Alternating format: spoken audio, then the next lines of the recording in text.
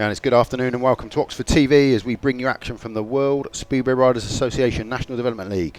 As the real Mini Cooper Oxford Chargers, powered by SD Timo car sales, entertain the Scunthorpe Stag Colts here on the Oxford Stadium. The reigning NDL champions, the Oxford Chargers, have had a terrific start to the season. They've won 4 out of their 5 opening fixtures, leaving them sat comfortable in second position in the table, trying to chase down Leicester, who are sat at the top.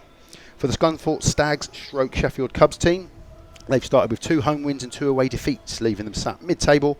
As we get into the middle of the season, towards the back end now, well, results are going to become all the more important. The Chargers today, well, they welcome back Alex Spooner for the first time since his injury. He's been in the side since the start of the year, but hasn't actually raced yet, so it'd be good to see him in action today. And the Stags will use rider replacement for King Dickin, who's reported in unwell. And they've got William Cairns in at number 7, which we'll talk about in a minute. Exciting move, that one. So my name's Lee Kilby. I'll be the commentator today, and I'm delighted to be joined by a man who has great experience and knowledge of this level of racing. 2022 NDL champion, individual riders champion, I believe. Jordan Jenkins, welcome, buddy. How you doing? Yeah, good to be here. Something different today, and yeah, from the other side of the track. Yeah. What else would you be doing on a balmy, sunny afternoon? Probably not too much. Probably twiddling my thumbs in the workshop, waiting to get out on the track myself. But no, it's good to be here, and yeah, good to be trackside, that's for sure. And it is a level of racing that you know well, and you excelled at this level, and you've used it as that stepping stone and that ladder to move up into championship and premiership. Yeah, definitely. I think it's a league that should never end in the UK. There's so much development for riders in general. Loads of track time for the riders that don't sort of get enough, and you can go and practice all you want, but getting this level of racing is ideal for them. Yeah, fantastic. And just looking out here today, it's been a lovely day today. The weather's been good, and it's gonna offer us some excellent racing. So we can just see the league table there. Let's have a quick scan at that now. Leicester sat at the top, 13 points. They've got a strong team. They always do get a strong team out. But Oxford are in a great position. A win today, and they'll be pushing them hard, won't they? Yeah, I think Leicester have always got a good team, as you say. They've got had the Thompson twins for many years now. Obviously, they've only got Joe, but how they're backed up throughout the team is they're very strong. Sonny Springer, and yeah, they are strong. But you say a win for Oxford today puts the pressure on them, and yeah, still a few matches to go left in the season, so it's anyone's game. Yeah, and I think because of the home form Oxford have had, people will be looking at it as a potentially a home win. But with the likes of Nathan Ablitt in the Scunthorpe side, they've got a strong top end of their side, haven't they? I was looking at their team as they're turning up today, and yeah, that's one of the stronger National League teams that I've seen this year. And obviously they've had a very smart move, bringing William in at reserve. I know it's only his first meeting, but anyone that knows about Will and the 250 meetings he's been doing, he's something special, I think, and I don't know, it'll be interesting to see how he goes today. I don't think it'll phase him. I think he'll hit the ground running, but yeah, time will tell. Yeah, well, we can have a look at the 2 lineups. We'll start with the home side, the Oxford Chargers. Luke Killeen, he's excelling at this level. He's an out-and-out number 1 now at this level. You'd expect him to move up next season. He'll number 1 the side today. Number 2, Alex Spooner. He's coming back into the team, like we said. It'd be great to see him. They signed him at the start of the season, but due to that injury, he hasn't actually got on track yet. So we wish him well today. He has a good one. Number 3, Jason Garrad. We'll touch on Jason in a moment as well. He's just got a big move up to Glasgow in the Championship, so he's going to get an opportunity at that level of racing. He's been, again, exceptional here at home for the Chargers. Ashton VALE at 4, started the season at reserve.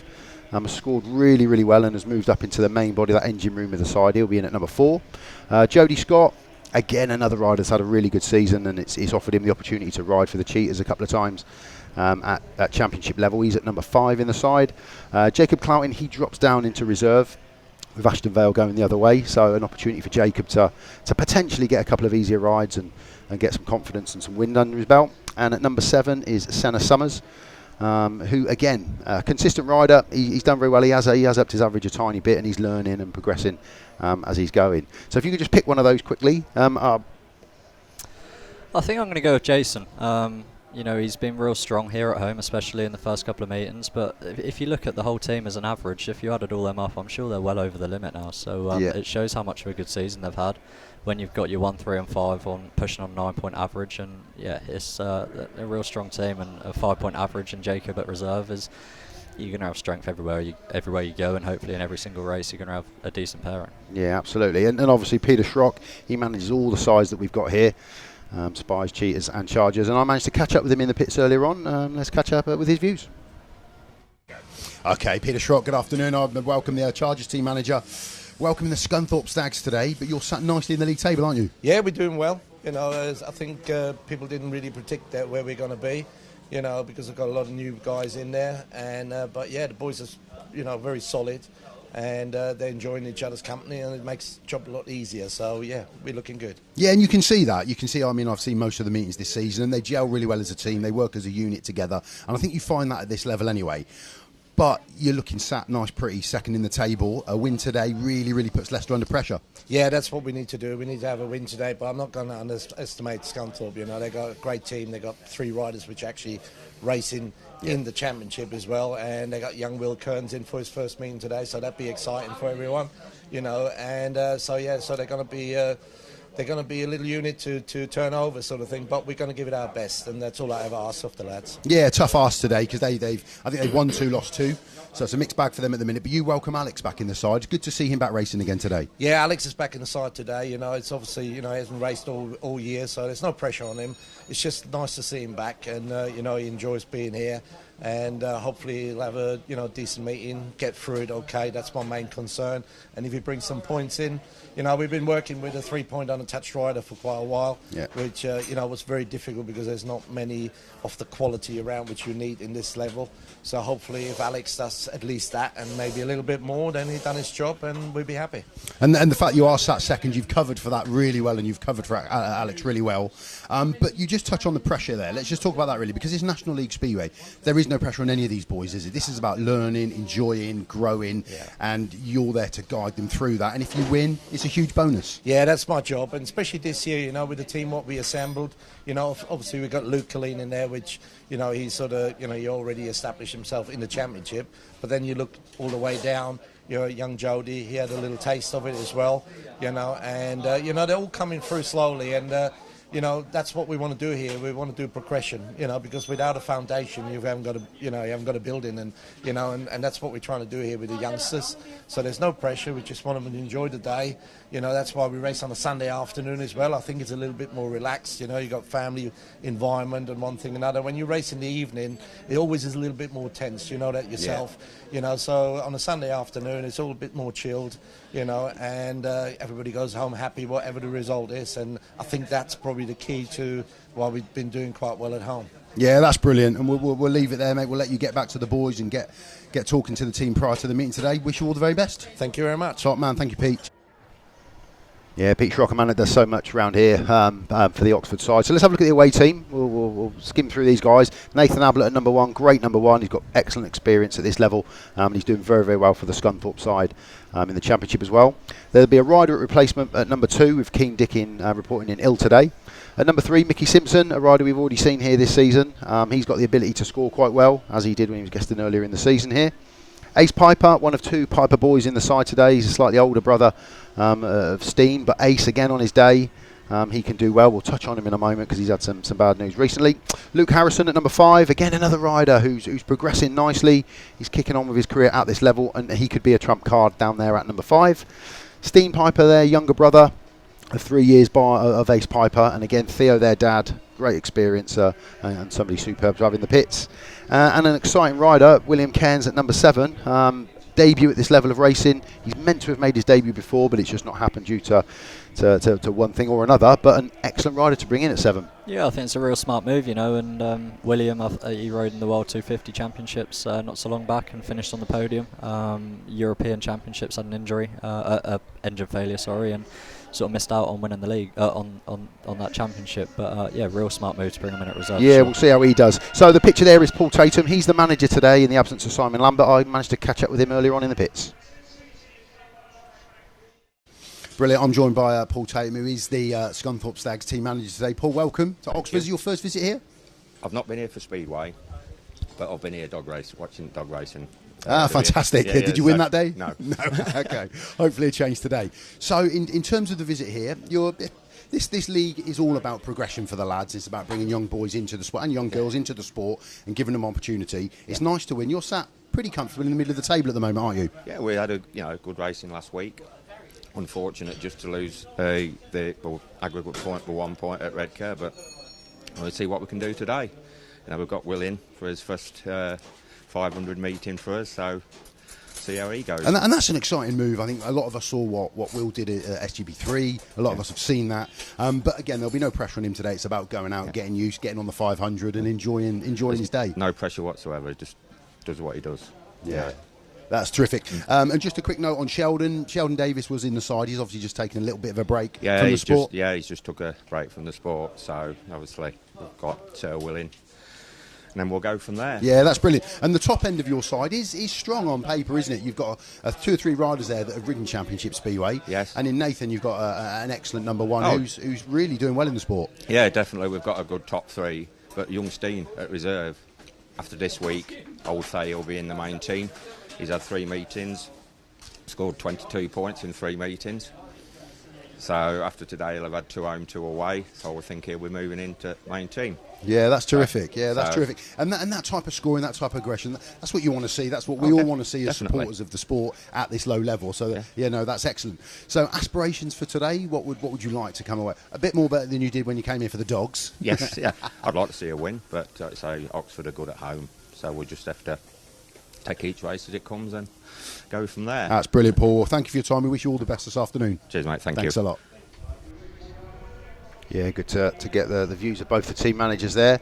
So the riders are out on track. They've made their way across the centre green. They will be doing the coin toss any minute, so we'll open our ears and see if we can see which way that goes. But I think we're lined up. If the away side, the 3 big riders they've got in, Stene, Nathan, and Luke can score well, this could be an even meeting, Jordan. Yeah, I do think so. I think both evenly matched. I know the points averages don't tally up to quite as much as the Oxford teams, but you're looking through the order and they've got plenty of riders that are capable of scoring points. Nathan and Luke came here on their previous visit with Scunthorpe Scorpions, so they'll be keen to share some knowledge with the rest of the boys and hope to get off to a good start. Yeah, it looks like the first victory of the day has gone to the home side. Luke Killeen winning the toss there, and has chosen to take 1 and 3 in heat number 1. I did see you pace across the track earlier on to come and join us. Did you get to have a look at the track as you coming over, Jordan? Yeah, I think Jamie always does a phenomenal job, whatever the day. Does his best with what he can handle, with weather conditions. But I think it's going to be a bit of a warm day here. Track looks really good. It's getting plenty of water into it, which is what it needs on a afternoon meeting. Plenty of moisture into the starts, I noticed that. So hopefully they can provide some decent amount of grip and get some good first turns. Yeah, I maybe had a quick track walk myself earlier on, and the surface is looking, I'd say, grippier than I've seen for National League racing. But we're hearing that there's been a slightly different mix of shell, a bit of a limestone mix that's gone into the surface to try and combat the dust on warm days like this. And it does look potentially like it from early on it might have worked. Yeah, I think so. I had a long conversation with Wayne Hutt, one of the track guys, yesterday, and he said that they had put 2 tons of the limestone in. I think the problem that they're finding is that it was sort of breaking up in places that you wouldn't expect it to, and there's no real reason for that. I think that the shale, instead of creating shale, it was more turned into dust. So I think the effect of the limestone is to try and keep it more bonded together and have a bit more of a stony granite type feel to it. So yeah, it does look real good today, and I have watched a few of the streams previous in this season, and it does look like it's going to be a little bit grippier than previous meetings. Yeah, it most definitely did as I took a walk around. And the starts all look pretty even, to be honest, and it's no surprise that Luke's won the toss and gone for 1 and 3. I think that's probably a safe bet early in the meeting, isn't it? I think so, yeah. It's hard to come off 4 here unless the rut right on the very outside has got a bit of material in it. But I think he just wants to get one over Nathan in his first ride, and I think that's a big mental boost for a number 1 to be out in front in their first race. And Luke's one of them riders; he'll give it 110% to try and pass. So yeah, I think if he can just make a start off gate 3, then he's onto a winner. Yeah, and let's we mentioned Jason Garrad as we were going through the side. So obviously both riders involved in that Glasgow swap are here today. Ace lost his position in the side, and Jason has got that. How do you think he'll fare? He's been doing very, very good at this level. He's been excellent at home, but it's a big jump, isn't it? You know full well the size of that jump from National League into Championship racing. Yeah, it is. I did watch Jason's last meeting prior to his injury up at Berwick, and do you know what? He actually rode really well, gave it full commitment, and I think he proved a lot of people wrong. So I don't know if he's fully fit today. I haven't spoken to him too much, but yeah, I think that is a good move for him. I think he's a bit of a maturer rider than a lot of other reserves. And just looking at him there, he's had a good practice start there. But you just look at him on a bike, he's got a good stature about him. He sort of knows, he puts himself around well, and he's good at the start, so I think he'll fare well. Yeah, he's a strong rider. We've seen that here. He doesn't pull any punches, he's big elbows, and he does win those first turn battles. And for the away side, I've just seen him come down the home straight there on his back wheel, William Cairns.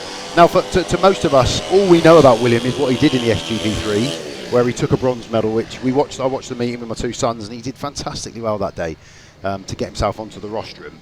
This is his debut, and he'll be under no pressure, but he will feel it for sure. He won't be under any pressure from the team, but you will feel it for sure because you wanna go out and do well. And I've got a funny feeling, we'll see any minute, but I think he is going to take the rider replacement ride in Heat 1. I think that would be a smart move. I think I heard that. I think he came over and said to whether it's his dad or his mechanic over there, he said, look, I think I'm out in 1 and 2 and 4. But it'd be good to get him on track and see how he does. Yeah, I think he'll do very well. He's one of them riders that have sort of grown out of the 250s. If you look at him as a person, he's fairly tall, whereas the other 250 riders in SGP3 were very small and petite, so he had a big disadvantage, I feel, because the 250s haven't got too much power, and he was having to really ride the wheels off the bike to get it to do what he wanted. So I think now is the right time for him to step up. I know he's got some very good equipment. His dad, Paul, who also has just taken over the ownership of Leicester, puts him in a very good position with the equipment. He's just got some new Ashtecs, and I know he uses Peter Johns as well. So yeah, he's got good equipment, so hopefully he can put it to use. And do really well. And obviously we are Oxford TV. We want to see our home side winning, but you want to see all the riders that are coming through do well. That's my big thing. I don't like to see anybody struggling at this level. I want to see riders scoring points, getting confidence, and growing. Because ultimately it is hard, and I think Sheldon Davis is a good example of that. I know Sheldon very well. He's had a stint in the sport, he's gone away, he's tried to come back, and he's gone away again, because it can be difficult and demoralising if you're not scoring, and you are going to tracks that you don't go to all the time, you don't race regularly. So it will be good to see him score well today. Yeah, in all honesty, I do feel for riders like Sheldon. Unfortunately, the National League, how it is at the moment, I don't feel there's enough fixtures to develop these riders to the extent when I was 15, 16. I remember my days at Mildenhall, I'd have 30, 40 meetings in a season just in the National League. These days, I don't know, I think it's 7 home, 7 away, which is a tough ask for the riders that aren't doing any other track time, maybe an odd practice session. But, for instance, Jacob Clouting, Jody Scott, Jacob's one of the biggest examples, I feel. He's such a good rider on his day when he's got confidence. If he jumps out the start today, I'm sure you'll see how quick he is, but if he's not been on the bike enough, you can tell by his body language that he's not quite committed enough, which is a shame, because I know Jacob's been riding for many years, and he's got so much potential, but I do feel like the National League, the way it is, unfortunately you don't get enough of that track time to develop to the extent you need to. But yeah, it's good to see the new riders coming in. And yeah, we'll see how he goes in this race. Yeah, absolutely. The 2 minutes are on for Heat 1. There is the 2 minute clock. The guys will be out on track. We will give you the rundown when they come to the tapes. But it's a good number 1 battle with Luke Killeen and Nathan Ablitt, and Alex Spooner coming back from injury, and William Cairns. So again, I've said this a few times, Jordan. Heat 1 can split off into 2 heats where you get the number 1s make the gate go. It'd be interesting to see if this one does develop that same way. Yeah, I'm not too sure. I think one thing I will say about Will, I know he's going to be off gate 2 here, but if you've ever watched him on a 250, he's really confident out of the start. He doesn't mind the bike jumping or lifting all the way to the corner, and he's been trained by Greg Hancock, so what better gator to train you? Nobody better, yeah. No, exactly that. If I could be trained by Greg, I think I'd snap both of his hands off and use them as my gating hands. But I think Will, if he can get a good jump, I think he's going to have a good run into that first corner. I'm not too sure how the track will run for the first couple of heats, but yeah, it's going to be a good race. Yeah, the boys are up at tapes now. We're just waiting for Alex Spooner there. He will come round, and yeah, we'll see how this meeting develops. We're looking forward to it. So there is your confirmed Heat 1. Alex Spooner will be off the inside. He'll be in the blue helmet colour. Next to him will be William Cairns, making his debut at National League level. He'll be in the yellow helmet colour for Scunthorpe. Off of gate 3, Luke Killeen in the red helmet colour, and off gate 4, number 1 for the Scunthorpe side will be Nathan Ablitt. So just a quick one to confirm: Scunthorpe and Sheffield are running a team together at this level. So they are a combined Scunthorpe and Sheffield, so you'll see the Sheffield race jackets on the boys today, but they are running under the Scunthorpe banner. It's just great that we've got those two sides come together to offer the racing to these guys. So we're Heat 1, it's National League fixture. I think we're gonna see that one again. I think the Oxford boys made a flyer there, but I think there was a tapes malfunction. I think we see that in the Speedway Nations during the last week I don't think we saw a green light there. I just think that was tapes up and go. But like you say, the Oxford boys were ready to go. Unbiasedly, I think the Oxford boys see a green light that the referee must have shone somewhere else. Yeah, I think we'll go again on that one. It's not the way we wanted to start proceedings today, but yeah, I don't think the green light actually came on. Or if it did, it was incredibly quick. I'm not too sure if they're using this new start technique. The timer, yeah, because I've noticed a lot of clubs, especially at Ipswich this year, it's not been working so well. We've sort of been getting to Heat 5 and 6, and Heat 7 always seems to have a malfunction where they just don't go up, and then they've stopped using it. So I think we saw that yesterday as well, didn't we? In like you say, in the Speedway Nations. Yeah, and like a long, they've really held for a long while, and I think that you can doesn't see. do, No, that doesn't do the bike you can any definitely on a grippy start, you can definitely tell on your clutches they're burning hot, and you start chewing plates. But yeah, I'm not too sure if it's referee error there on the green button or the tapes malfunction. We'll see. We'll go again. Alex Spooner off the inside in blue, William Cairns yellow gate 2, Luke Killeen red gate 3, Nathan Ablitt white off of gate number 4. Let's try again. Second stage in of heat number 1. Tapes go up and away we go. Tiny bit of movement from William and a great start off of 4 from Nathan Ablitt. He gets into the first turn first. Luke Killeen tucked into second. William with a nice inside move there under Alex Spooner. He comes into third place, but a nice close battle out front between those three. Nathan Ablitt, Luke Killeen, William Cairns. He's having a good look at him up the inside here. Oh, a bit of trouble for Nathan there. He's gone wide. Yeah, a really good move there from Luke. You know, you can see as they're coming into the corners, they're sort of straight line. I think because the track is, like we were saying earlier with the material, it's quite heavy going in. But Luke is getting a miles better run going in because of how hard he's attacking it. But yeah, great overtake for Luke. Yeah, he's pulled away now. William Cairns has moved up into second place after that bit of trouble that Nathan Ablitt, a little bit of trouble again there. He's gone wide. I think Alex Spooner just a bit too far back there to cause any kind of problem. But Luke Killeen out front now. He's got this race in the bag. William Cairns comfortable in second place. Nathan Ablitt, yeah, we're all strung out here. He's going to pick up the third place. So a win for Luke Killeen, 3 points for him. Second place William Cairns, a nice debut for him. Nathan Ablitt comes in third, and Alex Spooner gets his first race of the season under his belt. Nothing too much expected from him. He was at the back in blue. So we start off with a 3-3 scoreline. But Luke Killeen, nice move there to get underneath Nathan Ablitt. Yeah, definitely. I think Luke has come accustomed to the little bit of a patchiness going into each corner. And I don't really know why that is, because the track never looks patchy on track walk or parade. But yeah, I think it caught a few of or caught Nathan out, especially on the first couple of laps. But yeah, Luke capitalised on that, and I guess that's the home advantage for him. Exactly, knows the track, and again, when the home side here get themselves out front, I've seen it time and again. You know, they then pull away.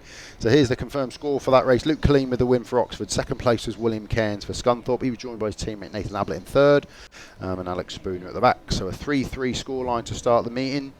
I imagine Scunthorpe will be very happy with that. Alex Spooner, just good to get that first race under his belt. Here we can see it from the tapes, Sean. A little tiny bit of movement from William, wasn't it? Yeah, maybe that was nerves, or maybe it was a deep rut that he had rolled into. But a terrific first yeah, second turn. I think he's very much maturer than his years. But you see how William there got his bars so low going into the corner and was using good throttle control. I think, yeah, it's putting him in a good position. You see, he's keeping right up the front of the bike. Yep. And you can see, like, especially when Luke comes in here, he attacks it, gets the bars really low, and he's not on the gas the whole time. It's just riding clever and smart, I think. And yeah, again, I don't know what it is going into them corners, but it seems to be dragging them in as a grippy patch, and then sort of lets go on you where it turns slick. Have you seen that in other meetings as well as today? Yeah, we were here again working some the other week, and we definitely noticed it there. But again, no one could put their finger on it because the track didn't look bad. Nothing physically to the eye that was going to cause it, but yeah, I think it's all about attacking it and riding it hard, being smooth, and just using your head. And I think you appreciate at this level that they're not going to ride the track as well as Championship, Premiership, and like for instance, that was the first time Williams ever done a lap in anger. It's the first time Alex has done a lap in anger for a long time. So you can't, if there's if there's something slightly inconsistent with the surface, you almost expect it to be found by somebody at some point, don't you? Yeah, I think so. And you just mentioned Alex there. I spoke to him before the meet, and it's 14 months since he put his leg over a bike. Time, that is isn't it? a really long time. And I think with the track being tricky, how it was in Heat 1, that's a good test for him, and he completed all 4 laps. I know it's probably not his what he was hoping for, but 4 laps completed, he can settle the nerves now and hopefully come back out in the next one and be a bit more positive. But yeah, Heat 2 coming up, and obviously William's already been on the track, but we should see what happens here. Yeah, so he's going to find himself off of gate 3, and it was Luke that jumped off of 3 to win that last one. So he's going to find himself with a good gate. But yeah, he'll have a slight advantage over everybody else because he's just done 4 laps. But again, you can imagine that Paul Tattum, the Scunthorpe manager, is saying, no pressure, just go out and do your thing again and see how you get on. Yeah, I was saying before the last race with Gate 4, Nathan had a real good start, and he was right up against the fence in a rut that's notoriously there. However, the last few weeks, the rut hasn't seemed to have developed so much, and there wasn't so much material in it. It's been very hard. So you've seen riders go closer to Gate 3, but Nathan elected to go right up by the fence and clearly got a good jump off to the start, and yeah, it worked for him. But yeah, I think come the end of the night, that rut gets far too deep for riders to use. You just can't use it then, can you? No. Your downpipe, which is on the right hand side of your bike, sort of bottoms out on the rut. Maybe not when you're sitting in the rut, but when you drop the clutch and your wheel drops down into it, digs into it. I think you'll see in many other races they start to kick the side of the rut in to give them more clearance. Yeah, that's right. So here we go. Here's heat number 2. Stene PIJPER. He's gone on the inside in the white helmet colour. Next to him, Jacob Clouting in the red helmet colour for Oxford. Gate 3, William Cairns, second ride. Second place, first time out for him. He'll be in yellow off of gate 3. And Senna SUMMERS in blue for the Chargers. He'll be off of gate number 4. We're 3-3 after heat 1. Nice even start. The reserves here can all play a massive part in these meetings because you can give them as many rides as you want. So if you get somebody that does come to the party early on, they could be a trump card as the night goes on. So here we go, heat number 2, green light on, away we go. And it's a good start from William off of 3, and also a good start from Stene off of the inside. At the moment we see the 2, a bit of lift coming down the back straight there from William, but he gets it down and controls it going into turn 3. At the moment Scunthorpe find themselves out front. Yeah, cracking start there from William. As I said before, he's a real good gator. Stene off the inside had a real sharp angle out of gate 1, stopped Jacob's run going to the corner. It is starting to spread out a bit now, but Jacob's giving it a good go around the outside. Hopefully he can keep it wound on and make the overtake. Yeah, William Cairns looking great. He's got the race in the bag as long as nothing happens. The battle is for second place with Stene and Jacob just looking up the inside a little bit there. Move to the outside. Can he get a run around 3 and 4? Possibly not this early in the meet. He's got a bit of a cut back on a run to the line. Into the last lap, he's got third place there. Great move, Jordan. Yeah, it was. You never knew where Jacob was going to go. He was building it up around the outside the lap before, and then he made a smart cut back there, and he dropped into the dip where there's some fresh grip and made the pass. So yeah, great pass for Jacob, but William out front. Great race win. Yeah, superb race win out front for William Cairns, and lovely move by Jacob Clouting to come under Stene into that second place. And unfortunately we did just lose Senna SUMMERS there as he was coming into lap number 4. He just slipped off at the back. Nothing drastic, he's up and on his feet. But a positive 4-2 there for the away side. They will happily take that, and another 3 points and a back wheel celebration from William Cairns. He's enjoying his debut so far.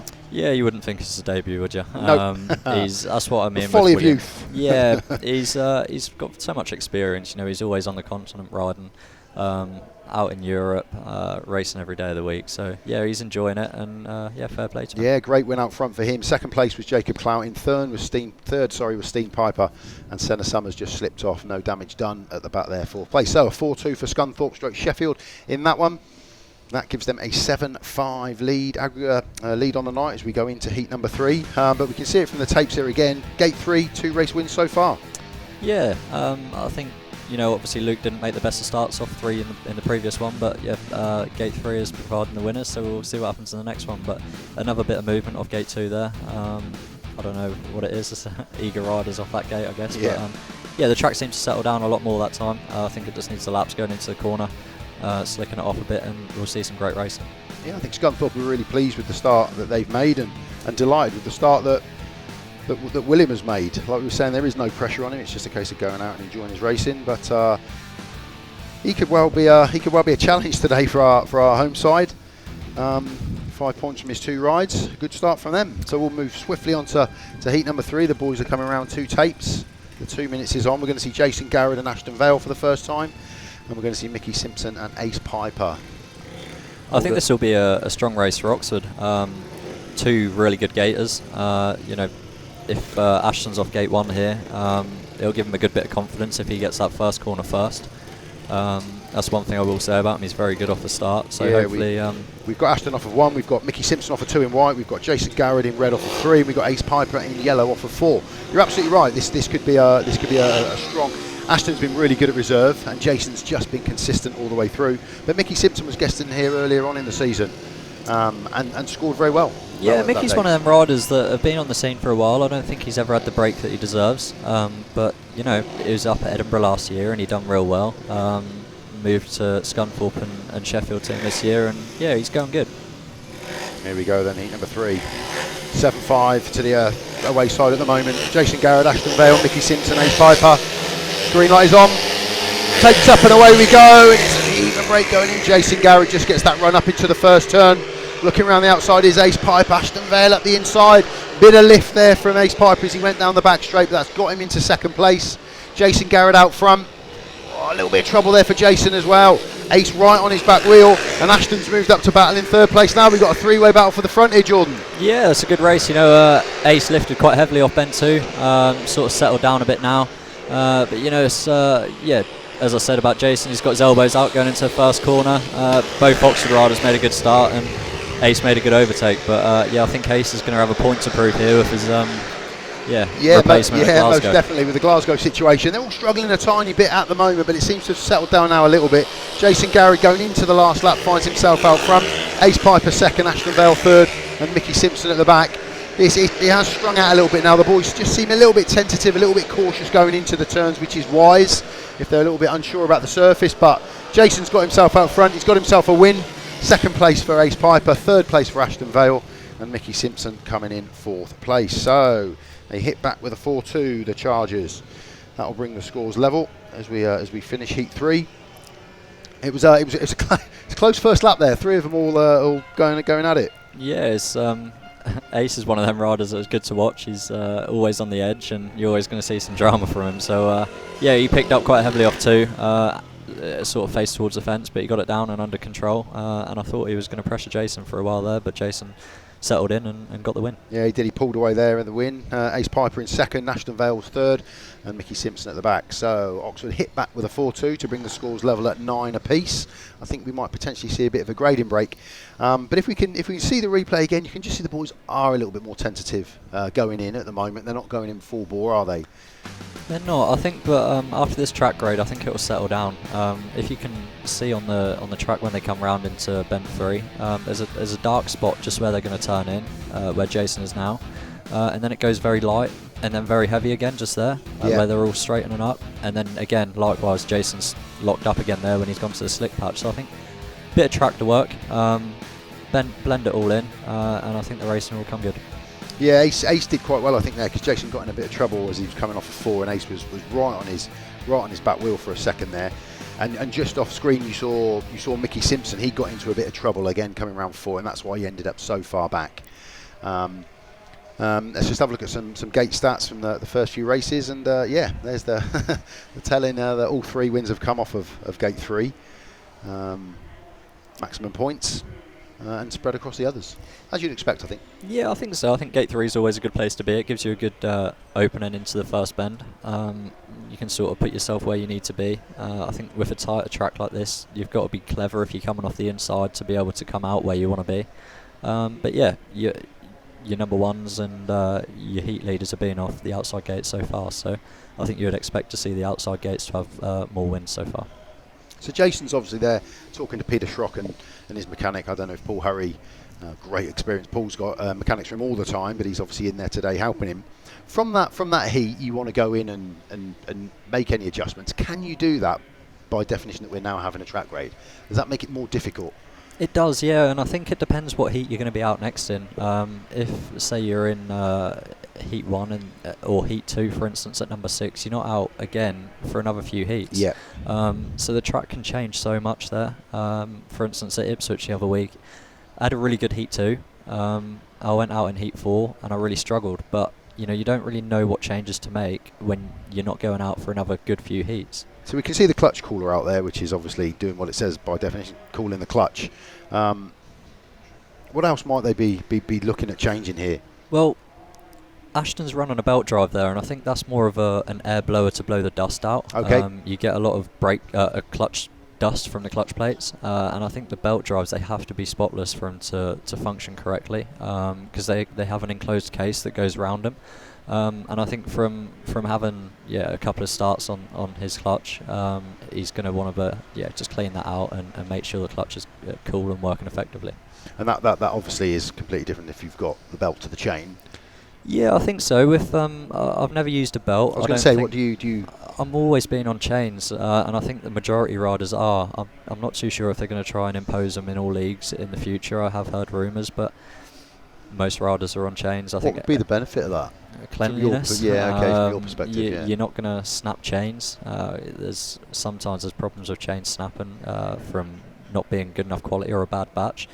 Some people say it just gives you a smoother jump at the start, but I'm not convinced at the moment. I think a few riders have used them. Henry, for example, in the cheaters with us, he's been on them for a number of years now, but he's struggled out at the start getting a good jump. But when he does get a good jump, he's really quick to the corner because it's so smooth. You've not got the chain taking tension and jumping. I'm not too sure on them, but if you look across the pits, the majority of the riders are on chains. Yeah, you can see that there. You can see that there on I think that's Alex's bike. Yeah. It's really the sun has come out in the last half an hour, so I imagine we'll be getting a bit of water down on the surface as well. It's been dry all day. It's been warm. There's been a little bit of breeze in the air, but now the sun has come out, it will dry that surface out. It looks totally different to Heat 1. Yeah, I don't know if that was what we were talking about with the limestone. Maybe if he had a little bit more in that, it might have held the moisture and kept it binded a lot more. But I think an afternoon meeting with the sun is a track curator's worst nightmare. Jamie works so hard here, week in, week out. He's here every day of the week on that water bowser. Yeah. I give him a lot of stick saying that water bowser must be worn out after a season, But yeah, you've got to put the moisture in there to keep it in there. But on an afternoon meet, and I think it's always going to be tough. You're going to get the sun, direct heat, and it was going to dry it out. Yeah, so we can see Mickie Simpson there. He's just doing a bit of work. Was that maybe a gear change that they've done there on the? It possibly might be, but I always tend to turn my tyre after every race. Then you can sort of choose your best edge for the last Keep one. the edge, so it's you could have maybe put a tooth on because you can see everyone is getting an uncomfortable ride if you put a tooth on, smoothing the bike out, give it a little bit less top speed, but just mellow the bike up. But he's also changing the ignition there. It looks like he's putting it up, advancing the ignition, which will give the bike a little bit more power and not kill it off. I think later on when the track does go really, really slick all the way around, consistently slick, you'll see the riders going the other way, which kills the engine off. Basically, like, how to explain it, you're driving in fourth gear instead of third, so your car's going to be a lot more sluggier. Yeah, nice. And it's going to hook up a lot more on a speedway track, rather than having a lot more power, and when you put your foot down the back wheel will just spin. And you get that, to do that. You get that feeling on the bike. Yeah, that's plainly obvious. Because to us that's never ridden at this level in anger, we appreciate that there must be differences and that you can feel the bike doing something. But for something like that, is it really obvious that, hey, I'm going to get off and change this? For me, yeah. But like another example, when I'm racing, I go in and speak to the mechanics and I say maybe the bike's too flat or it's over revving, and I want to maybe put a bigger jet in it to calm it down, or flood it with fuel, or drop the ignition or something, and the mechanic turns around and says to me, well, no, you weren't flat at all. It's weird when you're on the bike, you get a different feel from it, but it is good to have a mechanic's input because stood the other side you can hear the engine really well. But yeah, I think I do have a good feeling after I come off the bike what I want to do with the bike, and I think all these boys will get into grips with that. Speedway is such an overcomplicated, simple sport. There's so many changes that can be made, and I think sometimes it's too complicated. Go back to basics, and it'll probably be a little bit easier. It's all about finding that edge, though, isn't it? That advantage. Yeah, I think you'll always see people tinkering, and if you get that edge, 3 points is better than 2. Absolutely. Just while we've got the bit of a track grade going on, a bit of water, I think we'll have a flick back to a race that we've seen already this season. The inside will be Eli Meadows in yellow, 3 points so far for him. Jason Garrad for Oxford, gate 2 in red. Matt Mars and white, gate 3 for Bellevue, and off the outside Senna SUMMERS in blue for Oxford. So all these boys have got decent points on the board at this stage of the meeting. Wait and see, no hanging about for the referee. Heat number 12, 38-27. Tapes go up and away we go, and it is a good start from the middle two as expected. Jason Garrad in red. Will Matt Marsden get the run around him going down the back straight? I think he's going to. Yeah, good speed from Matt Marsden. That puts him into first place. Jason Garrad's in second. And in that battle of third, Eli Meadows in third place for Bellevue. And Senna SUMMERS at the back. Senna's will be looking to land a blow on third, in the same way Jason will be looking to land a blow on Matt Marsden out front. It has developed into 2 races, as predicted. Matt Marsden white, Jason Garrad, they're battling for the lead. Currently held by the Bellevue Colt. And in third place, Eli Meadows has got Senna SUMMERS now on his back wheel. Jason Garrad looks to make a move up the inside, but he's got a nice run around the outside there, Matt Marsden. He's carrying the speed, but Jason's looking quicker here, going into turns 4, up the inside, moves into first place. Great move from Jason Garrad there on Matt Marsden. He's now taken the lead. Eli Meadows still holding third place from Senna SUMMERS.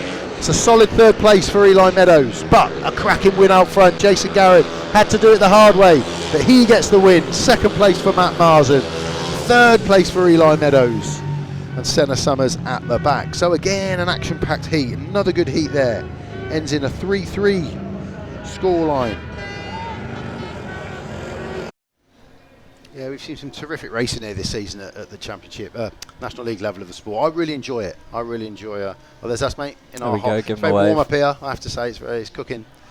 It's cooking in here. But yeah, we see some brilliant speedway at this level.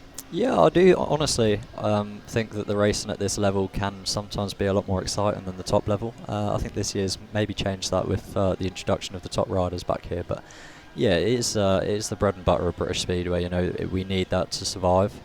If you took away the National League, there would be no sort of feed for the Championship reserves that are then going to go on to be the heat leaders and the Scott Nichols and Chris Harrises in 10 years' time. You know, so it's a really good league. As I say, it's just a shame we don't get enough meetings in there. But yeah, it's great. Do you feel the step on the ladder now is a bigger step from when you made that step? Much bigger. It's because we're not talking very long ago either, are we? No, I think obviously I was only in it last year, but yeah. I think the strength of the league last year was still watered down compared to the year before, but it was still a very strong league. However, I remember 4 or 5 years ago with the Max Cleggs, the Adam Ellis was even in riding for Eastbourne. The leagues were so strong. You know, you're getting I mean, I done it for 2 years. Riders that are riding in all 3 leagues, racing and you know. The number 6s and 7s like that have just come into the sport racing against like a rider like Adam Ellis who's scoring double figures in the Premiership. It was a real hard step when I started it, but I think now that the step from being a number 1 in the Championship to in the National Development League to the Championship is it's colossal, and I think again Championship to Premiership has increased as well this year. Yeah, I think when I was working at Birmingham, I think our top 3 was Daniel Hume, Mitchell Davey and Tom Bacon, which there's a terrific top 3 at the time. Yeah, I think every team had a real strong top 3. I remember my year at Mildenhall in 2018 when I broke my back. We had Danny Ayres, Josh Bailey, me, Ryan Kingsley, Drew we had 4 or 5 number 1s that sort of could effectively have been number 1 by the end of the season. It was a really strong team. Old proposition. But we still love the level, and the more riders like William Cairns and Senna SUMMERS and those boys we see coming in and having a crack, that's exactly what we need at this level. So let's move on to heat number 4 after that short grade and water. Second heat of the night, Senna SUMMERS, he'll be off the inside in blue. Third heat of the night for William Cairns, he'll be off gate number 2 in the yellow Howing colour. Jody SCOTT, first time we're going to see him this evening, he's going to be red off of gate number 3. And Luke Harrison, first time we're going to see Luke tonight, he'll be in white off of gate number 4. So the 2 number 5s find themselves on gate 3 and 4, and the 2 lads that have already had an outing or a couple of outings find themselves off the inside here. So William Cairns is already offering Scunthorpe a nice proposition. 5 points from his 2 rides tonight. Senna SUMMERS potentially will have done a little bit of bike work after that first heat where he did slip off going into the last lap. So heat number 4, Jody SCOTT, Senna SUMMERS, Luke Harris, William Cairns, takes go up. Great start there from Jody. Jody SCOTT with a terrific start. Yeah, William worked that bike all the way to the corner and got right at the inside, but what a line, what a first bend from Jody there. Terrific start and first bend. from Jody SCOTT. He finds himself up front. William in second place at the moment. Luke Harrison in third. Senna just lifting away a little bit at the back. A few mistakes there, and William Cairns finds himself in the lead. Jody SCOTT got himself in a bit of bother out wide, and William Cairns rode a nice inside line, and he's found himself at the front pretty much at the same time. Luke Harrison was getting himself in a bit of bother. Jordan. Yeah, I'm not too sure what it is with the track again, but you know, I think Jody was really trying to attack it, and the bike was shooting him into the corner. I think he's figured that out now, and he's riding a much more sensible line and riding the bike very smartly. Yeah, trump card it looks like for Scunthorpe. William Cairns, he finds himself up front. Jody's got that all wrong, and that's an uncomfortable looking one, and Senna's had to lay the bike down. Even though we're entering the last lap, the red lights will come on. Jody just seemed to get the entry all wrong going into turn 1 there, and ended up coming off over the top, and Senna Summers, hats off. He got the bike down nice and quickly, so that there was no contact. Yeah, Jody looks like he's in a bit of discomfort there. It's really awkward. The bike sort of come round on him, and he couldn't really get off very well. He sort of went over the other side of the bike. Very awkward looking crash. But I think one thing I will say is Jody, I think, was turning very soon going into the corners, which was making it tricky for him. Yeah. He wasn't going on the racing line, which looks a lot slicker. He was sort of coming in just on the inside of it, which is giving him a good shoot into the corner. He's having to overturn it, hitting the slick bit that is there, and I think that's what caused him to come down. And I think I've seen that at National League when I've been watching the charges. Is from one, riders are going across into too deep, where maybe the entry is a bit narrow. And I think that is the problem going into 3 as well. You know, the corner invites you in so much. You come down the straight and you think, oh, I've got to turn. But if you don't, and you leave it another a second, 2 seconds later, you get a much better entry to the corner, and it opens the corner up. Probably makes it a lot easier to ride. So as we can see on screen there, that has been awarded, that race. So that will be a 5-1 to the away side, which will extend their lead now back to 14 points to 10. Hopefully, with all this going on, we just hope that Jody is okay. That's the most important thing at this point. He's still down on track with paramedics with him. A couple of his teammates have come out as well. An ugly looking crash, but it is an away advantage in that heat. 5-1 to the away side. Senna Summers given that 3rd place. And it's not a surprise to me, because I thought they would come here and have a good go with the team they've got. But when you've got a reserve, you know, that's got 8 points from his first 3 rides. Reserves win matches, we all know that. I think, yeah, Jody's up on his feet there, which is good to see. That's great. That's great. That's the most important thing. There he is, walking back to the pits. That's good to see. Probably the pride type more than anything, but I think he's a really proud rider around here. He's riding socks off this year, but I think we're going to see a replay now. Go, we can see, yeah. When it just locks up and spits you off over the top, it always screams collarbone, doesn't it? Yeah, I think he had a thought in his head there that he was going to save that, you see, and when he stayed on the bike and put all his weight on the right foot peg, it pivoted over, his footrest dug in and spat him off. But yeah, notorious collarbone. That's where you've got no time at all to make a decision on what do I do here. No, I think you say that, but when you have a bad crash, I've had a few in my career, everything just goes in slow motion. And I think, yeah, Jody came in and sort of pulled him in there, yeah.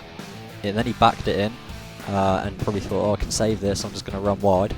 There is the moment he thought he was going to save it. Yeah. Back wheel let go on him, and yeah, you can see he puts all his weight through the right foot, digs in on the right hand footrest, and that's what spat him off. But yeah, it was an awkward land on his right shoulder. Yeah, it's not nice to see, but good that he's up on his feet. Good that he's up and he's walked back, and again, hats off to Senna Summers there. He reacted nice and quickly and laid the bike down at the back to avoid his teammate. But it was a 5-1 to the away side. That gives him a 14-10 advantage as we go into heat number 5. And again, we see a couple of the big guns coming out in this one. Yeah, I think it's going to be another good race. You know, Jason being off gate 2 is going to be. Oh, we've got 2 riders with white helmet colours on here. Yeah, so that's a good spot. It's supposed to be. Stene PIJPER's going to be rushing back to the pits to try and get back in the next minute. Stene's going to be going for the yellow. That's it. Yeah, Jason made a real good start in his last one. Maybe he's changed his setup. The bike was very aggressive coming off the corners, so maybe he's just mellowed that out, and I think he'll be in for a good race. And I think being off gate 2 and getting to that first corner before Nathan, he'll have a good chance. But you know, Stene made a really good gate off gate 1 in his first ride, so if he can replicate that, then who knows. There's Dad Theo just on track, just in the error. He's still got 50 odd seconds to get around, so he's going to make it around no problem at all. Here we go then. Stene PIJPER, he's going to be the rider replacement for King Dickon in this one. He's off the inside in the yellow helmet colour. Now in the yellow helmet colour. Next to him is Jason Garrad, winner first time out. He'll be in the red helmet colour off gate 2. Nathan Ablitt, 1+1 from him in his first ride. He's going to be white off of gate number 3. And Ashton VALE, he scored a point in his first outing as well. Blue helmet colour, he's going to be off of gate number 4. Just seen Stene there roll into exactly the same rut as he used in his first race. It'll be interesting to see how he comes out. And he's kind of pointing out here, so we'll see how he starts. Jason Garrad and Nathan Ablitt, exactly as you were saying. Oh, again, another nasty one. Another nasty one. Exactly what you were saying. Nathan made a great start, and he got himself over the top of Jason. Which caused Jason to turn really hard. I don't think Ashton had anywhere to go there. No. I do think Jason could have done without that because he had a nasty knock at Berwick not so long back, and I'm not too sure if he's 100% yet, but yeah, definitely feel for the guys there. They both look like they're in a heap, and it's not ideal for Oxford, you know, after Jody having a bad crash then and these two boys down now. Yeah, pretty much in exactly the same spot. Jason is up on his knees, I can see that.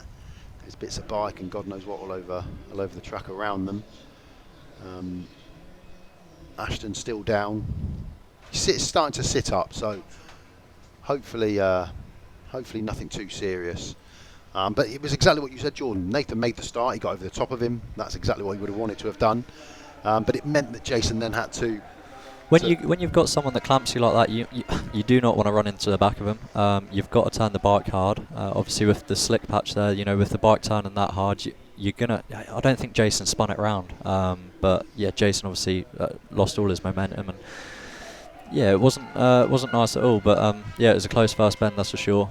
And we've got the referee in here now looking at the replays, so hopefully we can. He's going to go and make a decision, but yeah, not nice to see. No, and I don't know what the referee's decided, but potentially Jason.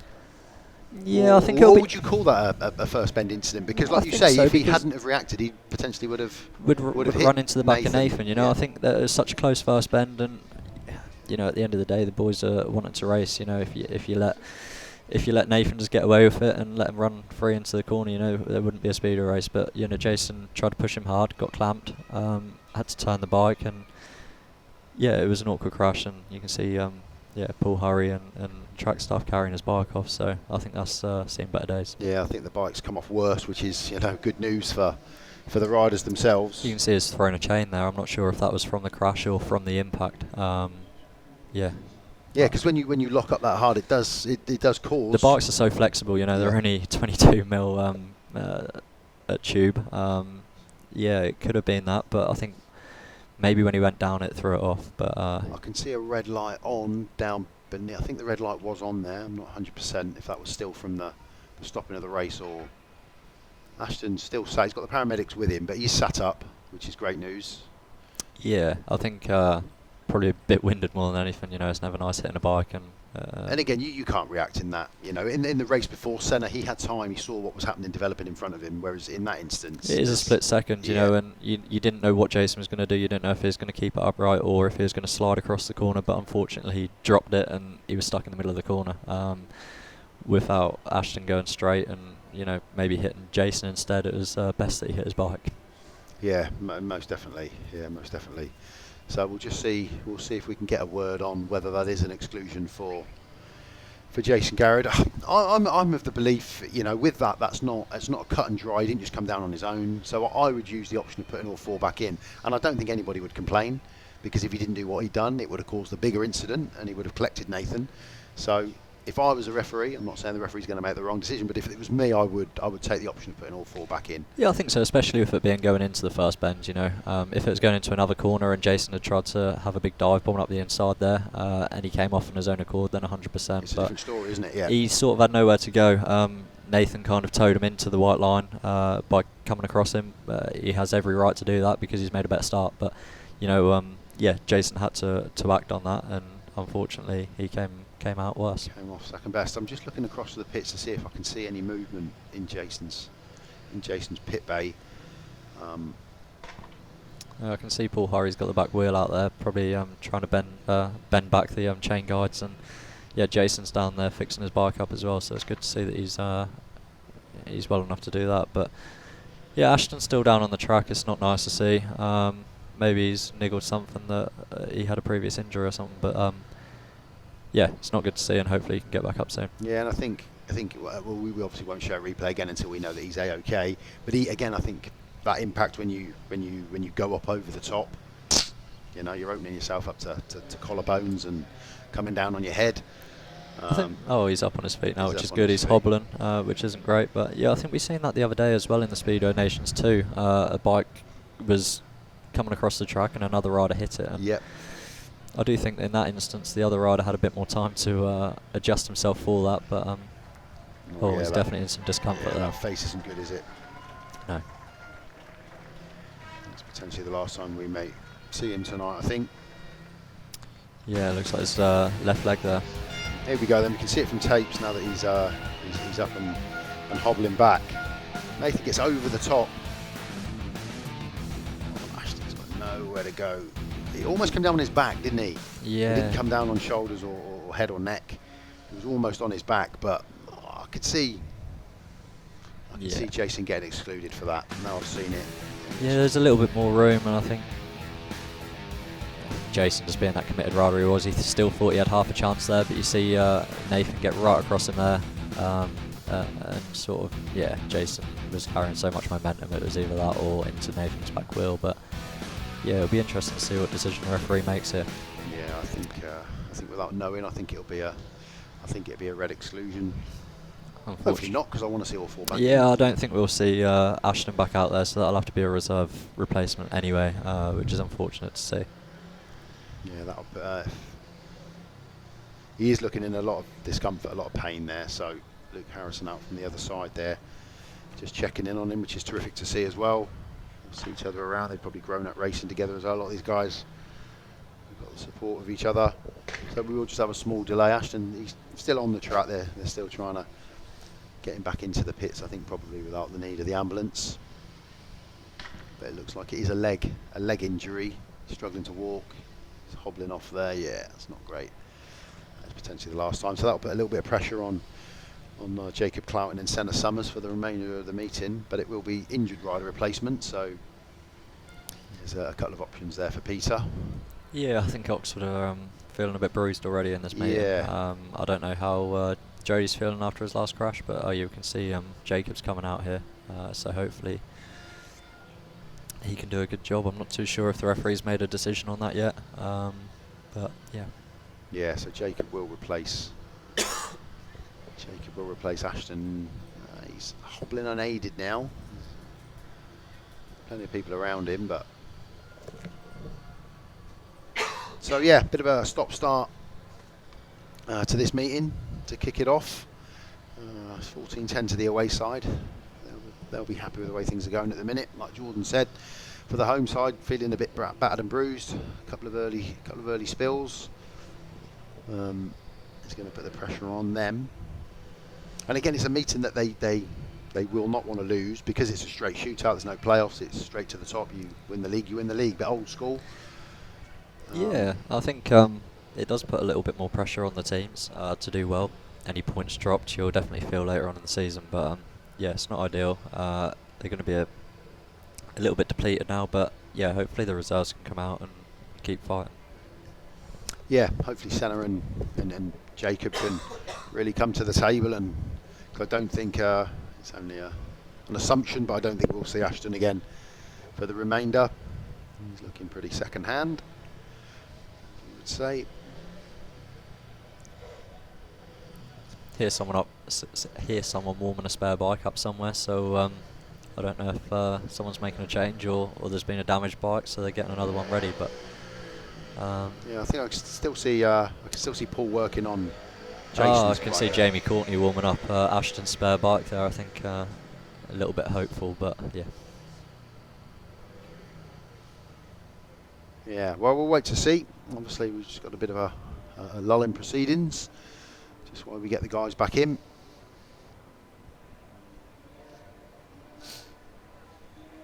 Yeah, a couple of early falls for the home side. Not what they would have wanted.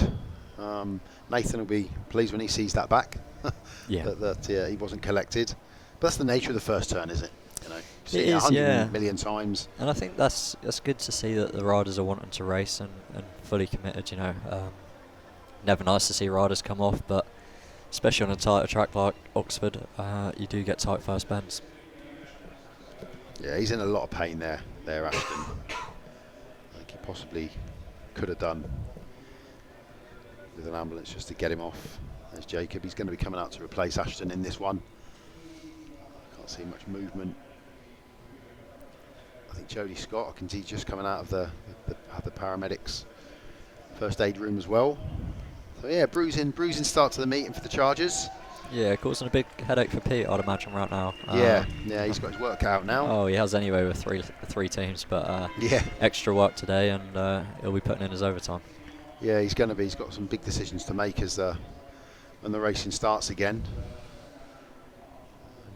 But I think the boys have been, and that's where you need Luke Killeen. We can see him on screen there. That's where you need him now. He's got to step up and score big.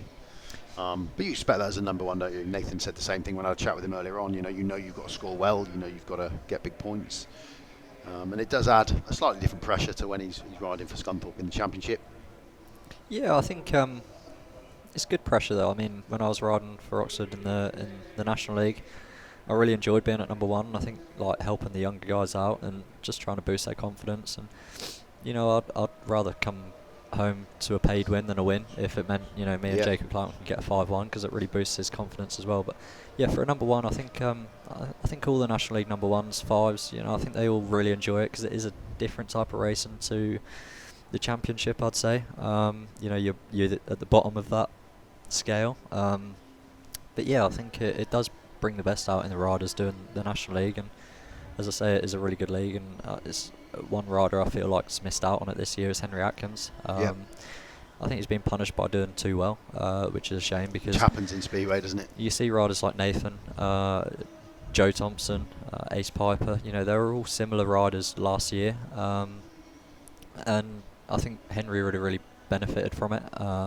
You know, he can only do the one league at the moment. I know he's injured, but yeah, beginning of the season, I think, you know, Henry could have done with that for a big confidence booster, and it would have played a positive impact into his championship riding as well. Yeah, most definitely. We're still just getting through the back end of that incident, so let's take in another race from a previous meeting here at Oxford Stadium. Senna SUMMERS off the inside in blue. Next to him will be Jack Schmidt in yellow for the Bellevue Colts. Ashton VALE, second race on the trot, he'll be in red, he'll be off of gate 3, and Chad Wurtzfeld in white off the outside for the Bellevue Colts. So Ashton VALE in red comes in for Max Broadhurst in this one. Senna SUMMERS off the inside. Chad Wurtzfeld. Jack Schmidt, away we go. It's a great start off at 1 and 3 for the Oxford boys, Senna SUMMERS and Ashton VALE. But keep an eye in white on Chad Wurtzfeld. Just had the door closed on him by both the Oxford boys there. That knocked him back in third place. So 5 winners we speak. Ashton VALE, Senna SUMMERS. Chad Wurtzfeld, those looking quick in third place. He's looking to make a move up the inside. Leg tucked in. There's a nice line there from Senna SUMMERS, to be honest. He got a lot of speed coming round 2 there. Got himself away from Chad, who does seem to be reeling him in as we go in through turns 3 and 4. Ashton VALE out front, Senna SUMMERS in second, just locks up a tiny bit. Gives Chad Wurtzfeld the opportunity, just catching again. He's just locking up a tiny bit. Coming across turn 2, Chad, and that's just stopping his run a little bit. But he's gone in deeper here into turn 4. Will he get the run around the outside? Oh, collision! Senna SUMMERS moved over and shut that door on Chad Wurtzfeld, and that stopped his run. Otherwise, he would have got into second place. Tough move there from Senna SUMMERS. Ashton VALE out. Yeah, we're just gonna pull that race because all of a sudden 2 minutes was well in and the riders were coming back up to tapes. So let's get moving with the meeting. We'll try and finish that race for you later on. So it looks like Jason Garrad was excluded as the cause of the stoppage in that first one. So there'll be no rider off gate 2 for the home side. So it will be Stene PIJPER off the inside in yellow for the Scunthorpe Stags. Next to him, nobody. Jason Garrad excluded. Gate 3 will be Nathan Ablitt in white.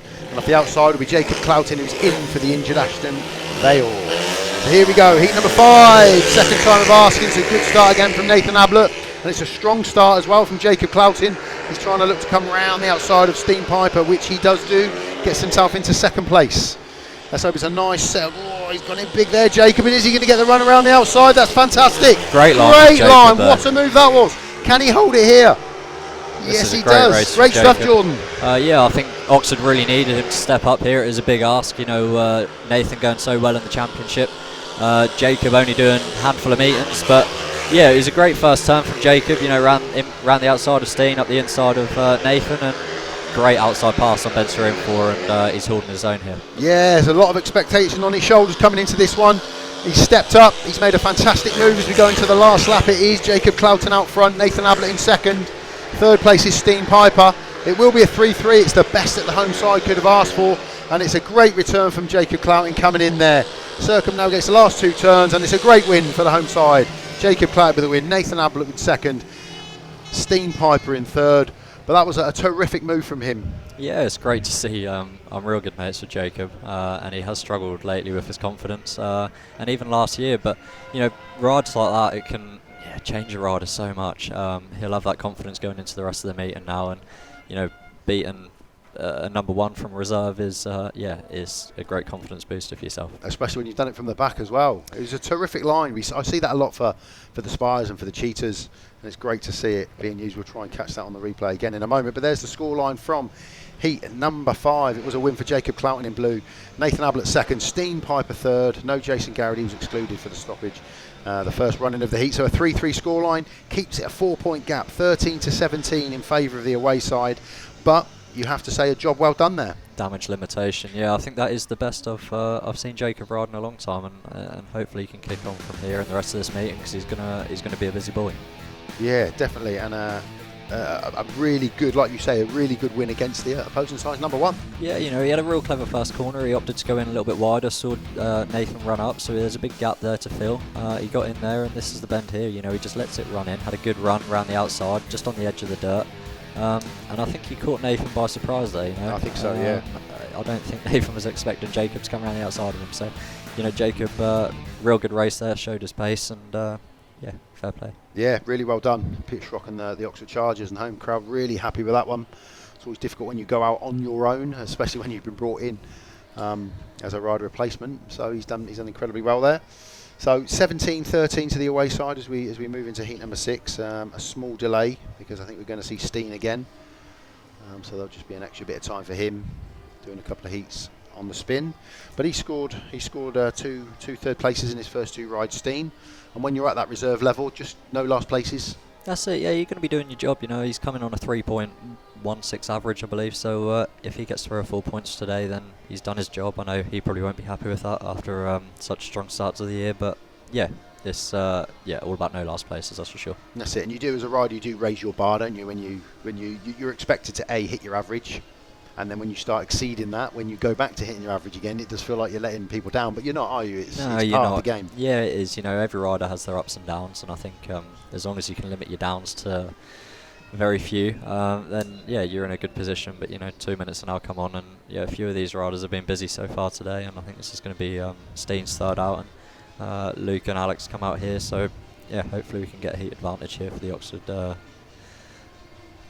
for the Oxford side, yeah, Luke Killeen and Alex Spooner and Luke Harrison for the away side. They will be taking their second ride of the night, and like we say, Stene PIJPER will be on his third ride.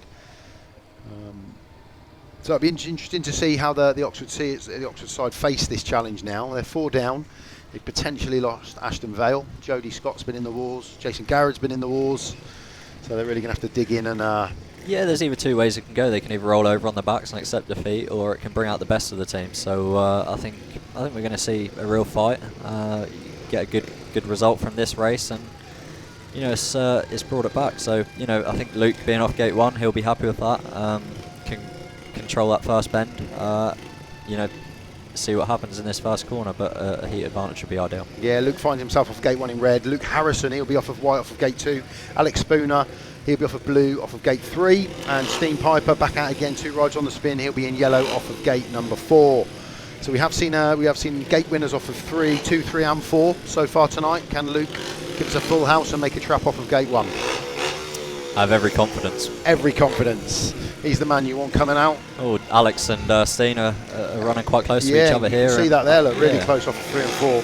So heat number 6, 13-17 to the away side. Takes go up and away we go, and it's a great start from both Oxford boys there. Yeah, it's great to see that.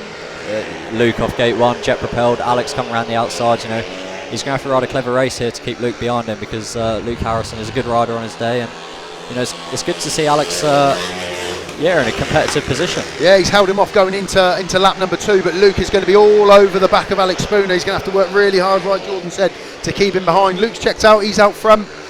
Luke Harrison here just looking to get that run around the outside, and I think he's probably done it down the home straight. Yes, he has. A nice line from Luke Harrison.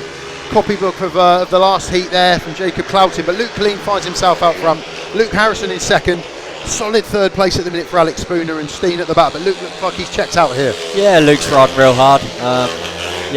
Riding just on the edge of the dirt, getting a nice line. As you say, carbon copy of the overtake in the previous race. It was a lot closer to that one though. Luke Harrison was very close to Alex back wheel, but yeah, it's a big positive for Alex here that he's in with the points after being off the bike for so long. Yeah, big advantage. 4-2 for the home side. Just eats into that deficit there a tiny bit. Luke Killeen with the win. Luke Harrison second. Alex Spooner, good third place for him. He's looking a little bit uncomfortable there as he was coming off of the heat. But yeah, Luke Killeen, another 3 points for him. Solid win. 4-2 for the home side. Like I say, just eats into that deficit a tiny bit. 17-19. Luke very happy. The crowd happy. And importantly, not a last place in that one for the home side. That's it, as we say, no last places, closes the gap from 4 points down to 2, so long way to go yet. Yeah, Luke Killeen with the win. Luke Harrison in second, Alex Spooner in third. Did well there to hold second place for a couple of laps until Luke Harrison got the better of him and Stene PIJPER. He comes home in fourth place. So 4-2 for the home side, 17-19 the progressive score. And like we were saying, they just eat into that deficit a little bit, and a good result for the home side. Yeah, you see Luke here, he's rolled into a rut, holding himself at the back, and yeah, real good jump, and it just propelled him all the way to the corner, you know. And Alex, really good start there.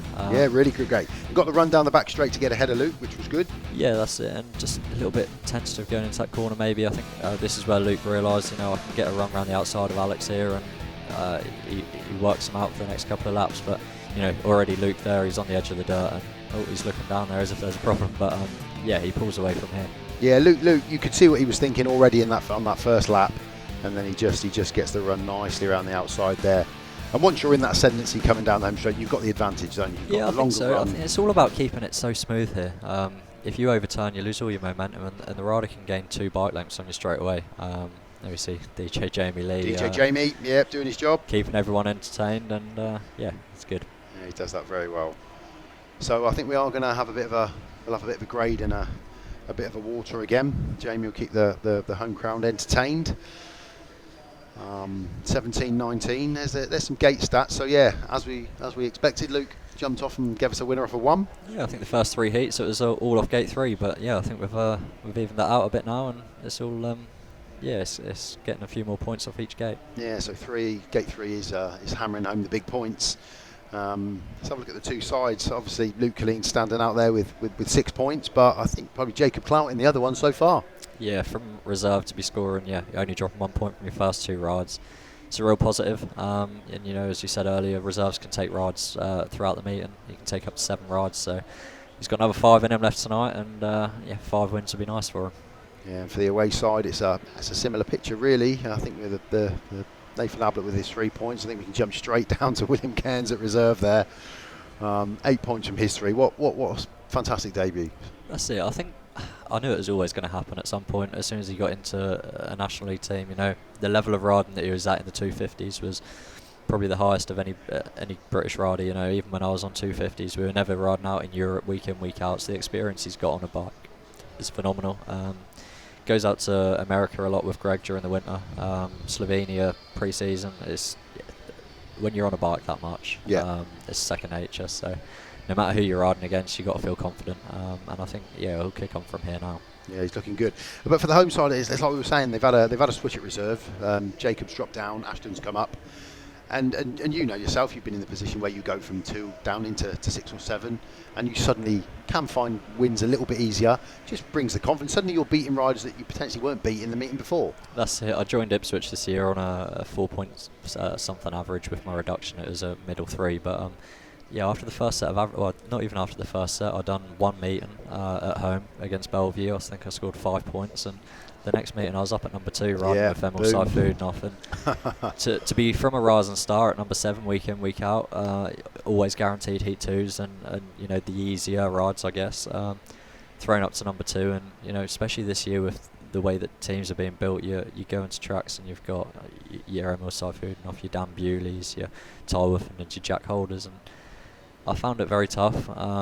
And maybe that was just I was in a bad place at that time, but dropping down to reserve, it is a big confidence booster, and you all want to be moving up at some point. And of course, I didn't want to drop back down to reserve, but law of averages, it works that way. Yeah, and you got to make the most of it. Yeah, that's absolutely. And that's the thing, is you take it when it comes, and the way that a lot of the sides, even not necessarily at National League level, when you look at Championship and Premiership, the engine room, as we call it, of the teams, you've got the likes of Josh Pickering in an engine room, so and two's tough, eh? It is a real tough race, and you're done very soon in a meeting as well. Yep. You're always done by around heat 10, 11. So you've got minimal time to sort of make changes. And I spoke with Cam Heaps the other day actually, and he's obviously a number 2 in the Cheetahs.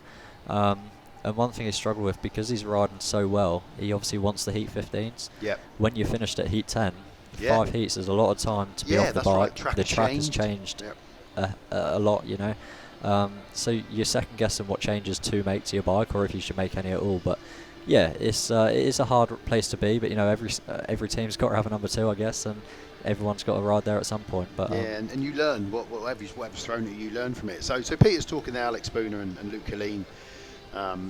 We haven't heard yet whether Ashton's going to be out of the meeting or not. And obviously Jason and Jody have taken bumps. So. But there, it's 17-19, it's nice and close. What we want to see was a nice and close meeting. That's it, close meetings, good racing, and a good day out for everyone. But I think we're going to see there, his ankle seems to be I think that's very swollen. I think that'll be the end of Ashton's day, unfortunately. Not nice to see, but I don't know if that's a smile of pain or someone said something funny there, but it's not good. No, it doesn't look like we're going to see Ashton again tonight, which is a real shame, because he's been superbly entertaining when we've been here before for the Chargers and streams, and he's done exceptionally well to get out of the reserve and come up into the main body. But it does look like we're going to be covering for him for the rest of the meeting, so we'll try and bring those changes as soon as we can. Jason's back up, potentially we'll be coming out on his second bike. I think so, unless they've managed to sort out the problem with the chain. When a chain comes off, it can create so many problems. Lots of damage. You've got a chain spinning at 12,000-13,000 revs. If that goes snap, then it's like a ticking time bomb. The bike can be destroyed within a matter of seconds. Yeah, that's right. Just a little note. Tonight's stream and all the streams we run here on Oxford TV is copyright. So please don't be sharing it. You're not in a position to do so. It's great that you are logging in and watching us and watching the meeting. If you couldn't make it today, big welcome to any Sheffield, Scunthorpe fans and all fans of other teams that have logged in today. It's great that you're watching, hopefully as an appetiser for football later on potentially. You can see Jamie's got some England flags all over the water bowser here. What score are you going for, Lee?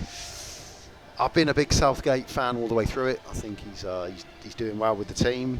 I have been winding people up a little bit and saying that he's a tactical genius, but I genuinely think he knows what he's doing. He's getting good results out of the team. So I just want to win. I don't care how we do it. I don't care if it's a last minute deflected off someone's ear, butt cheek, as long as we win it.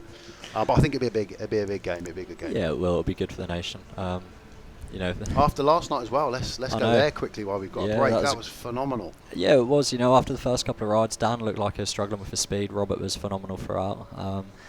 A few of the teams were dropping points though. I think Smarslik had It was even, wasn't it?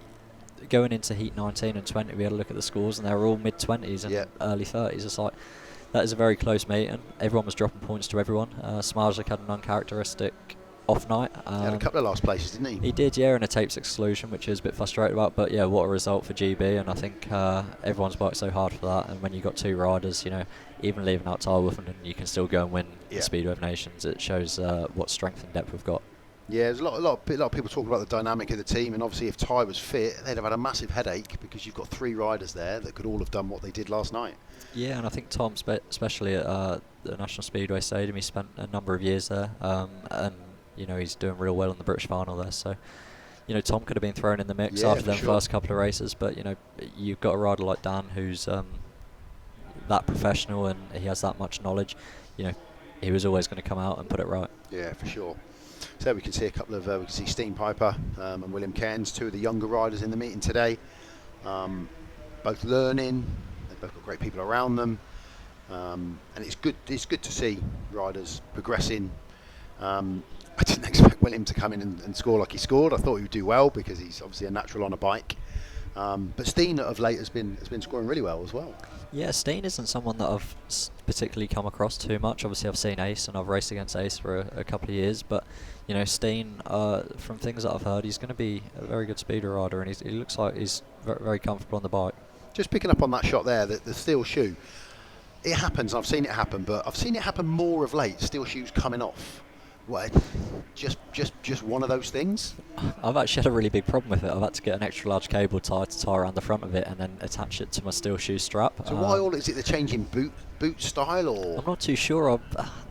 Obviously, when you're walking, you're only held on by a strap, which is at the bottom of the back of your foot, and when you walk and you curve your foot, it could just slip off. And it's a really weird design. Maybe they should do something that comes up the back of your leg a little bit more than then straps around. I don't know, yeah. But yeah, a lot of steel shoes coming off, and I think you notice it more on the leg trailers. Yeah. But yeah, I've seen it a couple of times. More so recently. I've just thought it was just one of those things. Not tying it up hard enough. That's what it is. Yeah, potentially. So yeah, we can just. It's just nice. We're getting a couple of different shots. There's a program there where you're highlighting what heats you're in, what helmet colours you're wearing. It can always change. You know, you get that rider replacement rider you're chucked in last minute, as we saw with Stene earlier on. That's it. You've always got to write down in there what helmet colours you are. Because now that the 2 minutes is so prominent, it's always been prominent, but it really is now. You've got the clock. You have to be at the tapes. You've got to be at the tapes. 2 minutes. Yeah, there is no extra time given now. It's at the tapes, and we've seen a couple of exclusions which have been a bit controversial this season. Yeah, I think you notice that more from the Danes. They like to take their time. Everson, he's great for it. I was with him at Peterborough last year, and you know, it was always going to be the last one up to the tapes no matter what. I don't know if that's a psychological edge or just to wind people up, but yeah. Do you find that some riders like to leave it till the last minute and others are so, right, I'm out, I want to be out first one out? Yeah, I think you've got to get prepared, you know. If you're the last one up there and that start marshal's put his arms down, you've only got a couple of seconds to that green light, you know. Whereas if you're up there, you focus on yourself, you're ready, and if he's messed up next year, then that's his own fault. You can capitalise on it. But I think, yeah, I don't know. I think maybe some riders expect to, you know, get him other riders' heads by dragging up late, and it might pay off for them. Yeah, that's right. So we're at heat number 7 here. We're 17-19. That is Senna SUMMERS in red, so he has come in to replace Jody SCOTT in this one by the look of it. So Jody SCOTT is sitting this one out, and he's joined there by Jacobs. Yeah, so we've got Senna SUMMERS in red. A reserves race. So we've got a... Yeah, you can see Jody's packing up in the pits. He obviously had an uncomfortable landing, but... So we've lost, it would appear that we've lost, you know, Oxford have potentially lost Ashton VALE and Jody SCOTT from this meeting. It'll be interesting to see how fit Jason is after this, after his spill as well. I know he had a big crash, as I said, but yeah, I think either way, I think Jason's going to muscle through it and grit his teeth. Yeah, he's almost got no choice at the minute. His teammates are dropping. So here we go then, heat number 7. Thanks for your patience while we had a bit of a break there. We've got Mickie SIMPSON off the inside in white. Second outing for him. Senna SUMMERS comes in to replace Jody SCOTT. 1 point so far. Red helmet colour gate 2. Ace PIJPER, yellow gate 3 for the Scunthorpe Stags. And Jacob Clouting, awesome last ride for him. 5 points, missed 2 rides. He's going to be off blue off of gate number 4. So as we can see, he's not tight to the fence there. He is a little bit in. Yeah, I was just looking at Ace there as well. There's a bit of a fresh patch right in the middle of gate 3. And I think he's going to have a good start here because it shows like there's a lot of moisture. He's created himself a little rut for him to roll into. But yeah, the starts are actually really good today. He hasn't touched them as in ripping them up, but he's just put a lot of moisture into them, and I think they're working really well. And I could see that as I walked across. They all look pretty even. Looked like there was definitely some material in the surface. And we've had gate winners off of all 4 gates. So let's see what heat 7 produces. Tapes go up and away we go. It looks like a good start off the inside for Mickie SIMPSON. And it looks like he might well be joined by Ace PIJPER, his teammate, but getting a bit of bother there. Yeah, I think that was a bit of a domino effect there. Mickie had locked up. Ace PIJPER had to lock up as well, and I think that should have... Yeah, the red lights haven't come on, so the race has continued. I think Jacob's a bit unlucky there because I think he is. Yeah, he definitely laid it down to avoid Ace. A bit of a shame, but... That's where it had gone past the first turn, so the decision becomes slightly different. But we've got Mickie SIMPSON out front. We've got Senna SUMMERS in second. And we've got Ace Piper in third at the moment. Senna's just looking to see if he can push on and challenge Mickie Simpson out front. Jacob Clouting very unlucky. Senna's just going in a little bit deeper into turns 3 and 4 than what Mickie is doing. He's got another lap. Is he going to be able to get the land below, Jordan? I mean, I hope so. I think it's just good that Senna's going to finish a race. You know, he's struggled so far today, but he's looking very smooth and accomplished. He's got a big line around the outside here on the last bend, but can he get there?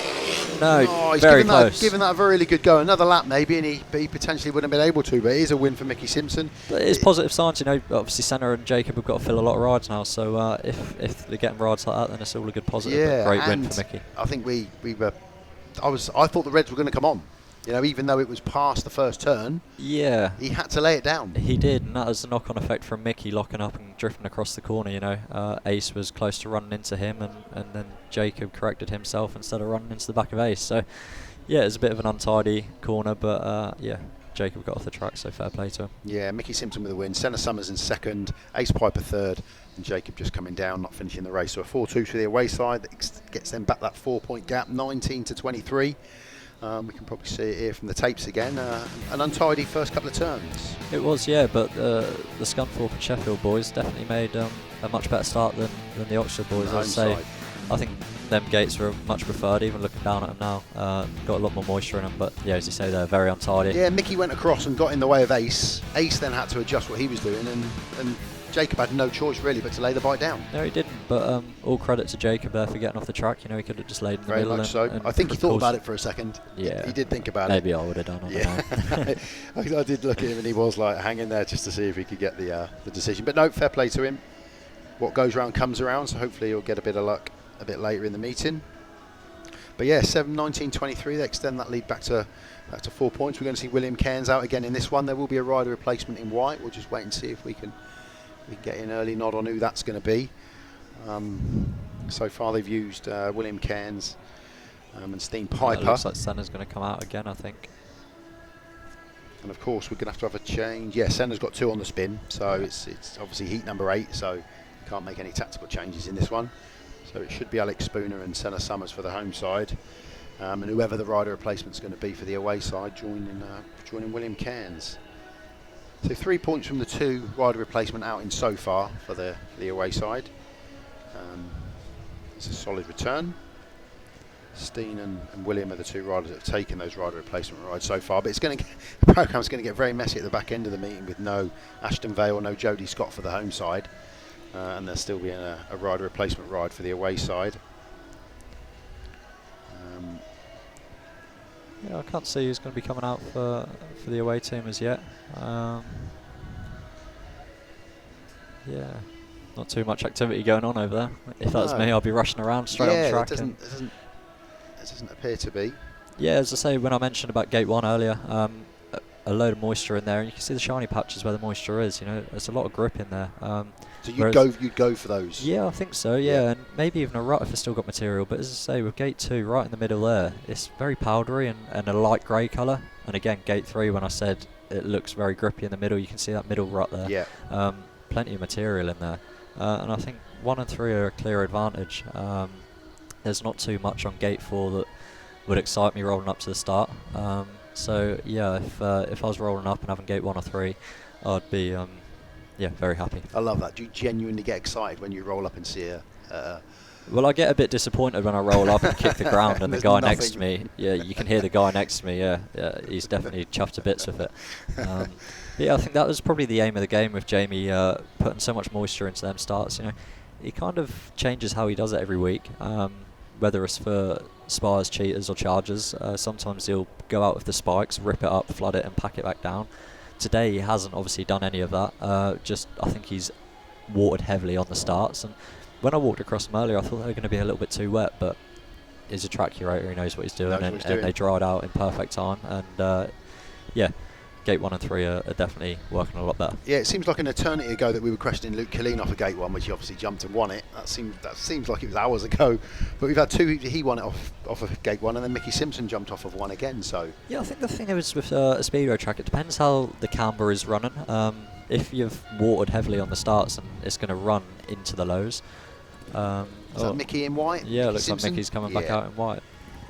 Sorry to interrupt you there. I could just see him across the way. I think William's going to be happy with this, rolling up to gate 1. A great starter anyway, but he looks a bit confused as to where he's going to go. He's having a look at the run into the first corner. You see, it's not just where he's going to be dropping the clutch. You know, you've got a good 20-30 metres into the corner to consider as well. So, you know, if you've got a good line going into the corner from the start, it's just as important as where your back wheel sit. Yeah, so this race is always telling Heat 8 for me.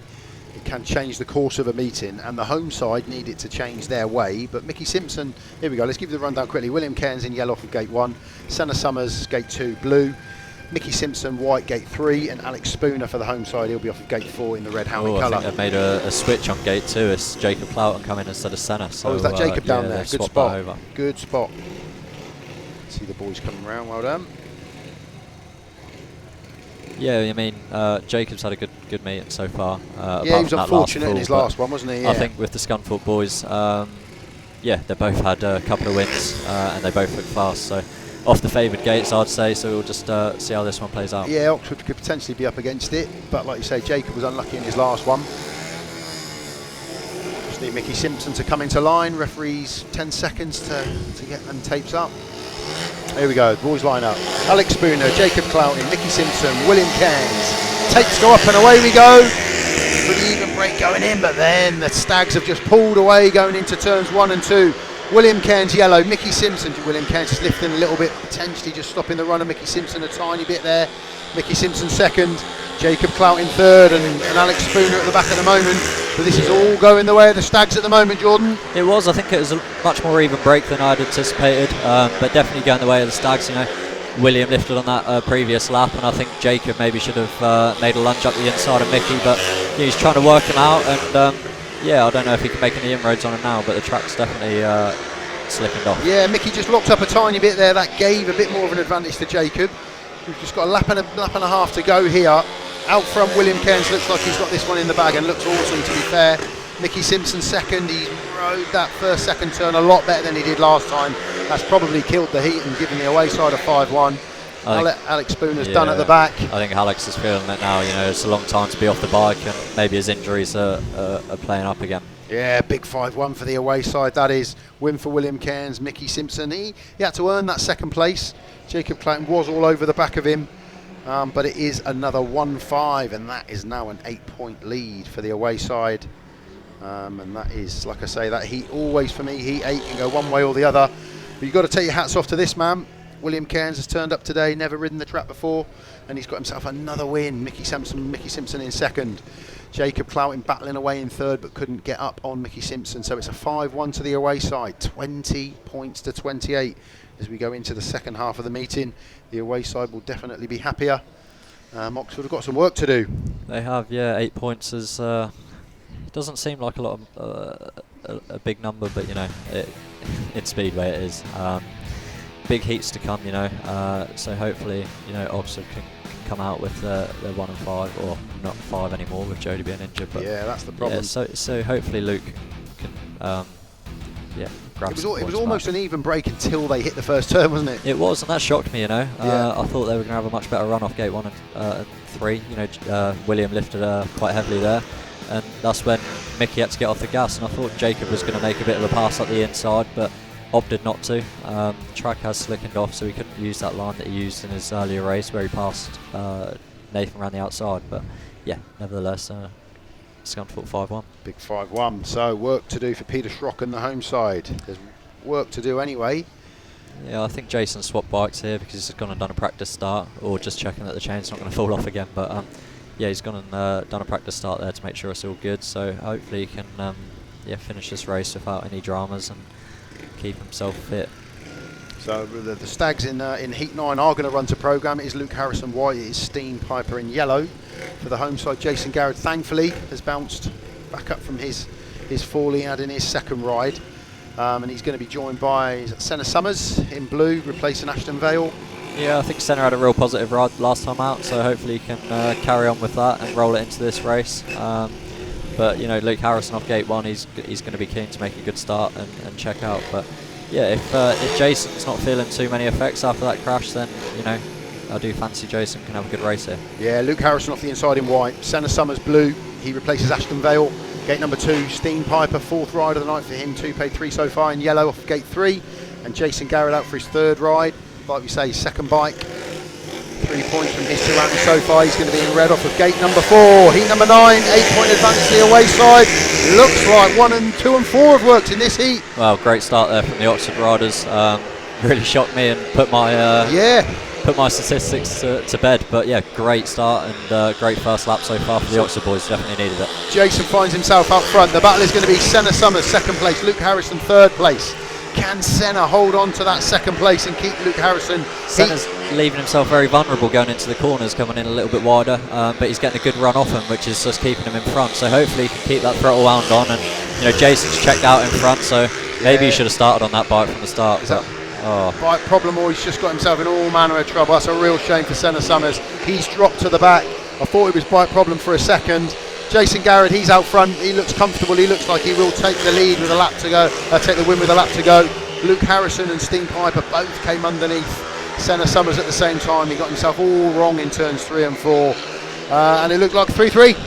Yeah, it's a shame that, because Senna was in a really good position. I don't know what he hit going into bend 1, but yeah, he'll be gutted with that. Jason, fantastic ride, and both Scunthorpe riders pounced on Senna after that mistake. Yeah, he just got it all wrong, didn't he? And like we said before, once you go across turns 1 into 2, you lose all your forward traction. You don't go forward, and you left yourself open as he did there. So shame for Senna SUMMERS. He was looking solid up till that point, but pleasing for the home side that Jason Garrad's come back out and got himself another win. Well, he's fit enough to do a wheelie, so that's another couple of wins left in him tonight. There you go.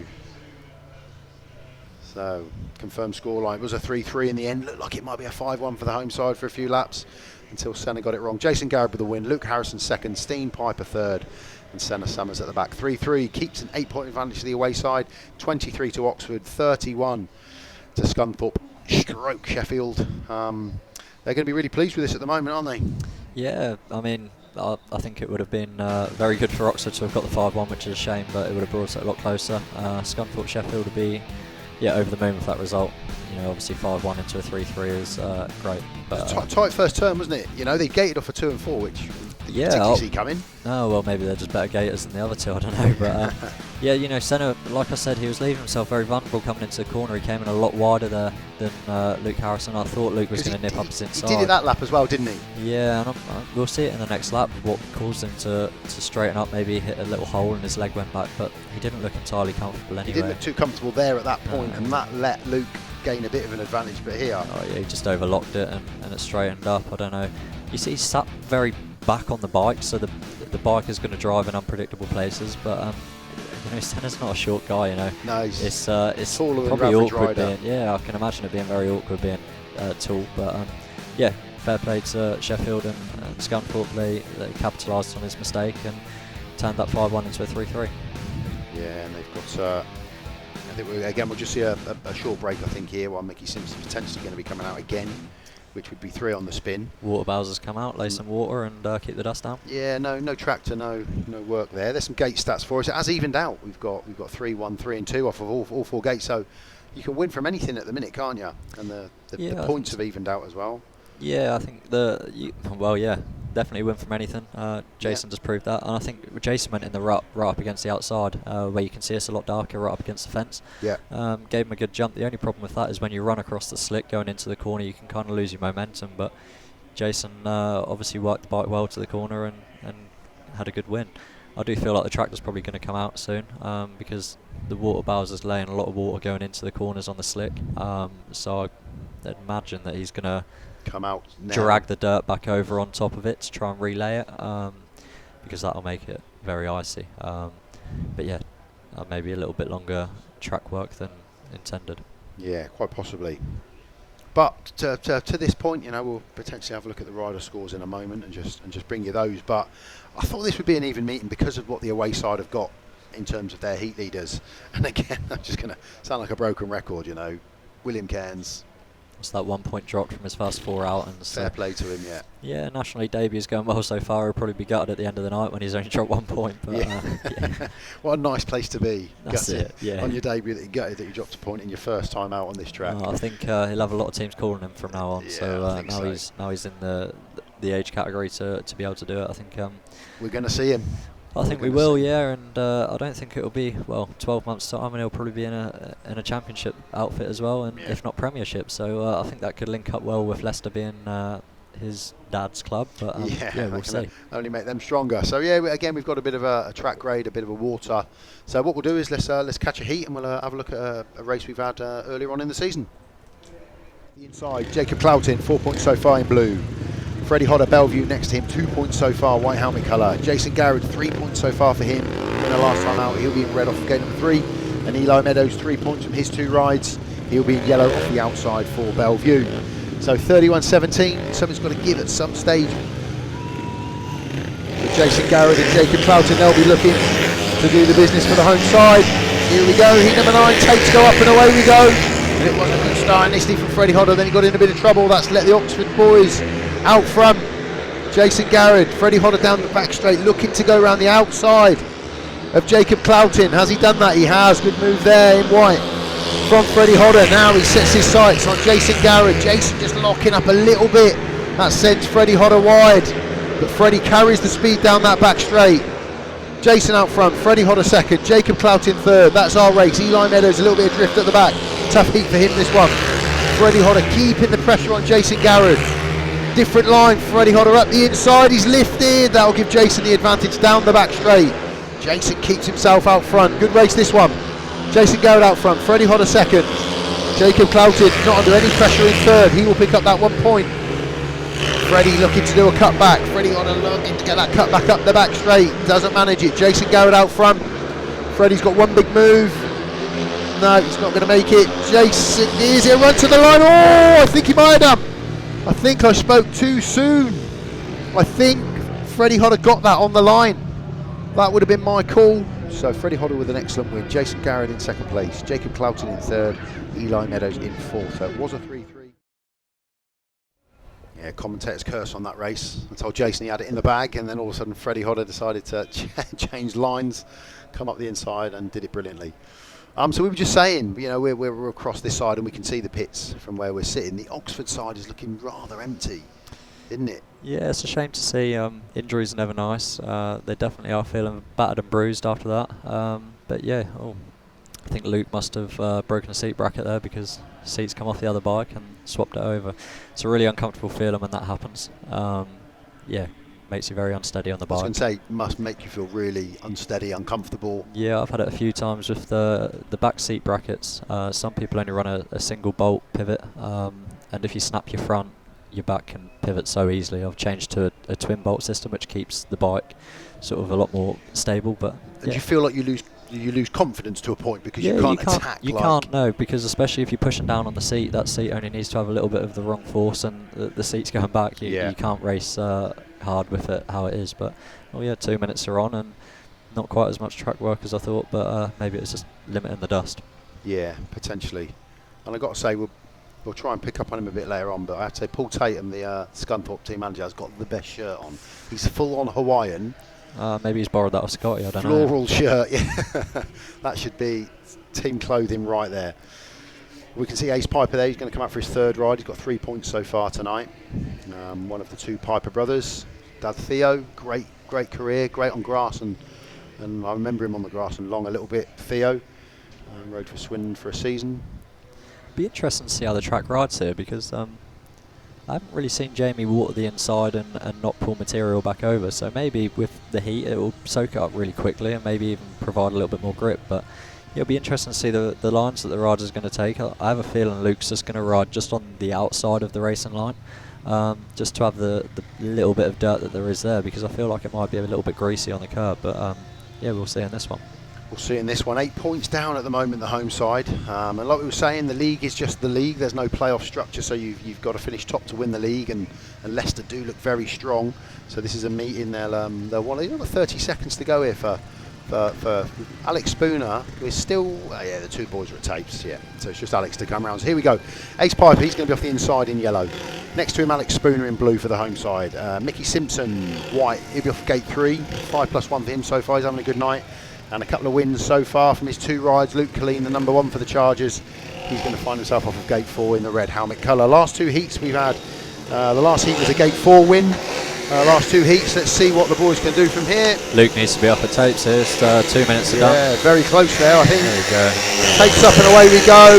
As Luke made the trap off a 4, he's got over the top of Mickie Simpson. Is he going to get the run around Ace Piper as well? Not yet. Sorry, just looking up the inside there on Mickie Simpson, who's gone in really hot here, putting Luke under pressure, pushing him forward. What a line from Luke. Whoa, an elbow to the head as he was coming down the home straight there as well. Yeah. He was almost forced into that position. Yeah. Oh, there you go. Luke's giving him a wave as he's gone past. But, yeah, I think so. Yeah, I think so. That was really close as they came home down the home straight for the first time. But Luke Killeen, he's got himself out front. Ace Piper finds himself second. Mickie Simpson third. Alex Spooner at the back at the moment. It has just calmed down a little bit hectic there for a couple of laps. Yeah, Luke's riding the exact line that I thought he was going to. The first lap, Mickie sort of run up the inside and had a bit more speed, and Luke was spinning up. But yeah, that track's turned over very quickly from that water, and I think it's done it a world of good. But yeah, I think Alex, bless, he's really struggling here. He's suffering first meeting back, it's always tough. But another great win for Luke Killeen. I don't think he's overly happy with how he had to get there. It was a little bit tight, but it was he a little battled bit hard. tight. Here we go. Is he gonna have a little comment, or is he just gonna keep himself to himself and take in the fans? That's the way to do it. That's it. Keep it quiet. That's the way to do it. Take your third win on the night, Luke. Oh, I don't think Ace is too happy about something. I don't know. They got very close to each other there at one point. The did. two away boys, and I think it almost pushed Luke into the position that he ended up in. He's just gesturing as he comes down the home straight there. But third win on the spin, another fantastic home performance so far from Luke Killeen. But it is only a 3-3. They can't eat into that deficit at the moment, 26-34. It'd be interesting to know what Luke's celebrations are about, because his first win he came past and showed a baby bump. The second one he was rubbing his tummy. I don't know if he's hungry or, or there's something deeper going on, but yeah, I might ask him that later. Yeah, well, potentially we're going to move on with the next heat pretty quickly. Here's Luke Killeen with the win, Ace Piper second, Mickie Simpson was third. We'll see if we can take a look at that in a minute, because I think there was an elbow to the head as he came down the outside of Mickie Simpson there. I think Mickie sort of put him in that position by coming across the corner. You know, yes. Luke had to straighten up to avoid getting collected, and sort of put him in the right place to collect the dirt to drag him round. We'll see it from tapes. Luke got a great start. He got over the top of Mickie, didn't he, straight away, but he had to work hard to get ahead of Ace. Yeah, I think Luke spun up a little bit there, but this is coming into this corner. I think Luke drifted up and didn't have the traction that he wanted just there. Yeah. Close there, and watch here, there's just a little bit of an elbow. Contact. If he had a neck brace on, he might have got tangled up. Yeah, he had to work for that win. That's the most he's had to. Well, he's had to work from the back a couple of times so far tonight, Luke Killeen. So we're moving swiftly on. Heat number 11. Jody SCOTT is not out, so we are going to see Jason Garrad off the inside. Jason Garrad in red for the home side in this one as an injury RR. Nathan Ablitt, he'll be off white off gate 2. Jacob Clouting, yes, he's off of gate 3 in the blue helmet colour. And looking down, it's William Cairns. He's going to be going off of the outside in yellow. So again, a couple of changes to your programme and a couple of positive changes. Jason Garrad for the home side, William Cairns for the away side. This is looking a tough heat. This is almost a... Yeah, it's going to say it's almost a heat 13 yeah, here. It is. Yeah, very strong riders, and you know, I think yeah, he's definitely new to league racing because he's up at the tapes with over a minute to go. So yeah, he's keen. He is keen. Super I think keen. He's got good faith in himself that he doesn't need to prepare too much. But yeah, it's going to be a good race. Yeah, Jason Garrad, Jacob Clouting, Nathan Ablitt and William Cairns. Tough heat this one. And again, a tough heat that Oxford are going to have to get a result from. Can they do it? Here we go. Star Marshal walks away. Tapes go up and away we go. Whoa, a magic start for gate 2 from Nathan Ablitt. It looks like William Cairns is going to go round the outside of him, put himself out front. Jason Garrad at the inside. Nice line from Jason. Yeah, great turn off off bend 2, and Jason's going to set after Willa here. But tough ask, because once Will's out in front, he's looked very fast today. So yeah, see what Jacob can do at the back. He's creating some different lines and catching them up mid corner, but we'll see. Yeah, looks like William has got himself out front in a nice position, riding a nice line. He's pulling away. If there's going to be a battle here, it's going to be between Jason Garrad, Nathan Ablitt and Jacob Clouting in second, third and fourth. Nathan just looking like he's got a bit more speed coming up the back straight there. He'll go in a little bit deeper. Jason's locking the bike up quite a lot coming off the corners, whereas Nathan's got his wheels in line, especially coming off a bend 2 here. Jason runs quite wide. He's got a good run off there where he's just hit the dirt, but Yeah, Will's checked out in front, and he's going to collect his, what's that, 4th race win now. Going to be a massive, another win for William Cairns. 2nd place, Jason Garrad. 3rd, Nathan Ablitt. Try as he might in 4th place there, Jacob Clouting couldn't get himself up to challenge for points. So another heat advantage for the away side. It's looking 10-point gap now. It's looking more and more difficult for the home side. It is. I have a feeling a few championship clubs might want to forge a passport for Will and get him in as a 16-year-old. I tell you what, he's looking very, very impressive, as we thought he potentially could be, and so it's proving. 4-2 to the away side. Stretch the lead to 10 points now. I think it's going to be a big ask to the last, it's going to be 3 heats or 4 heats. So yeah, hopefully Oxford can just go out there, show themselves a bit of pride and consolidate, thinking about the away points. So a win for William Cairns out front. Jason Garrad, he was 2nd for the home side. Nathan Ablitt tucked in 3rd to give a 4-2 to the away side. Jacob Clouting at the back. So it's a 10-point gap, 28-38. 4-2 to the away side. You can see it from tapes. Different angle from the tapes there. William Cairns, it was a gate off 2. Nathan made a terrific start off of gate 2. Yeah, I think I might go off 2 and 4 now instead. They seem to be working better. Yeah, aren't they ever? All of a sudden it switched. Jason got a nice line up the inside of Nathan then, got himself into 2nd, but the way that William's riding, it's going to be really difficult to reel him in, isn't it? That's it, and when the tracks are a little bit slicker like they are today, or for National League, for instance, the passing is always going to be harder, and I always feel, even when I rode at Mildenhall many years ago, an afternoon meeting always provides a different track. Yeah. They're always a little bit slicker, a little bit harder to keep the moisture in, and yeah, it definitely is a different racing track. Yeah. This is where I saw Jason lock up a little bit there, and Nathan had a good line. He was doing that a tiny bit, wasn't he? He was, yeah. I think Nathan was just coming a little bit wider, but you see his wheels are sort of in line a lot sooner, and you're always going quicker when your wheels are straight. So, yeah, it was definitely a good win for Will. And yeah, unfortunately Jacob couldn't do anything out the back, but 4-2 to Scunthorpe and Sheffield. Got to get my head around saying Scunthorpe and Sheffield at the same time. Yeah, I'm the same. But yeah, they're making it work tonight. They have applied themselves brilliantly, top to bottom. There's points on the board from every rider, but you just have to say, we'll say it again, they're almost running with a 4-man team at the moment. Jody SCOTT, you can see him there in picture, but he's been replaced in his rides so far. Ashton VALE, he's out of the meeting with an injury as well, and Alex Spooner looks like he's finding the going just a little bit too tough. I think anyone would. Yeah, 14 months off the bike is a really long time. I notice it. Well, I've had 10 days off the bike, so I'll let you know tomorrow night how I feel. But yeah, as I said, the Oxford pits are looking very empty. And yeah, I think we're waiting for a couple of riders to come out here for. Yeah, I think Jason was 2 on the spin after that one. So I think he's just got a tiny bit of extra time. You can see Senna SUMMERS on track there. He's ready to go. Stene PIJPER, he's ready to go. 2 minutes are on. Yeah, I think Mickie SIMPSON might be coming out here in white. Yeah, Mickie in white, that's right. That's the lineup. 10 points down. Potentially damage limitation with that aggregate point in mind, because they've got to go back up too. So with the Sheffield Scunthorpe thing, they've combined to get a team on track this season, which is brilliant. So when Scunthorpe ride at home, they will then face the same team away from home. So they'll be Oxford home and away, whereas Sheffield, they will race Leicester home and away as an example. So it's a great initiative. It is the two sides combining to get a team on track, and potentially something for others to think about next season. Yeah, that's it. It's very hard for a club to commit to doing a whole another calendar as such, and I think if a club can work together like Sheffield and Scunthorpe, I don't think they're too far away on the map. Another team in the league is just what it needs. If we didn't have them, there would be 6 home and away. So a lot less meetings for bike time, but yeah, and you're essentially halving the cost of running it. You're halving the cost for supporters to go and see a bit more speedway. That's it, and I think Sheffield haven't seen that in recent years. They've only seen the top league racing, and I think it's good for them to see a different aspect of it and to show where the riders are coming from. So here we go, heat number 12. Something's got to give here for the home side. Jason Garrad off the inside in red. Stene PIJPER, yellow, gate number 2. Senna SUMMERS, blue, gate number 3. Mickie SIMPSON, white, gate number 4. Paid 8 for Mickie so far. He's having a good night tonight for the away side. Jason Garrad off the inside.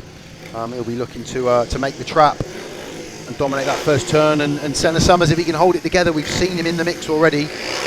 And he's got 3 points from his 4 rides so far. So here we go, heat number 12. Away they go, Mickie Simpson lifts. Jason Garrad definitely doesn't, nor does Stene PIJPER. Oh, Mickie going in very hot, very deep. But Stene's got to run around the outside of Jason Garrad here.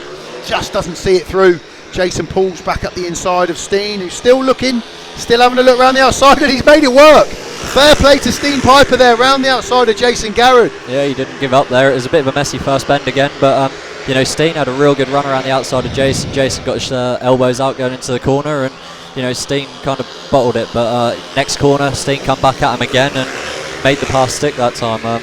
Yeah, real good racing, and now Mickey's up the inside of Jason. Jason's got that all wrong there, and Mickey's come up the inside of him as well. I have a feeling Jason's feeling the effects of the crash. You know, he's not looking his usual self. You know, he's not looking as confident going into the corners. Yeah, it's not ideal, but yeah, another 5-1 to the Scunthorpe and Sheffield team. Looking like they're hammering home the advantage here. Fair play, they both come from the back to get in the positions they're in, and you've got to give them that. But Jason doesn't look comfortable. He's even pulled up there and let Senna SUMMERS through for the 3rd place. Yeah, it's unfortunate to see that from Jason. You know, he's such a good rider, and especially at this level. Shame to see it, and hopefully it's nothing long lasting, and it was only the side effects from that little spill earlier. So I think that's essentially the meeting done and dusted. Still with 3 heats to go. Stene PIJPER, he took the win. Yeah, great ride there from Stene. You know, he struggled early on with a couple of points, but he didn't give up. And, you know, he could have quite easily bottled it all together once Jason had gave a big move back up the inside. But yeah, 5-1 there again. Yeah, there we can see it. Stene with the win. Mickie Simpson 2nd. Senna came through to take the 3rd when Jason just knocked it off at the end. So another big 5-1, 29-43 for the away side. Score is definitely getting away from him now, which is a shame to see. But as you say, him. Got to try and keep on top of it, and you know, a couple of big heats left, and be interesting to see who comes out for heat 13 with alongside Luke. But I have a feeling Luke can provide another win and a bit of damage limitation, hopefully. Yeah, they're literally the walking wounded at the minute, the home side.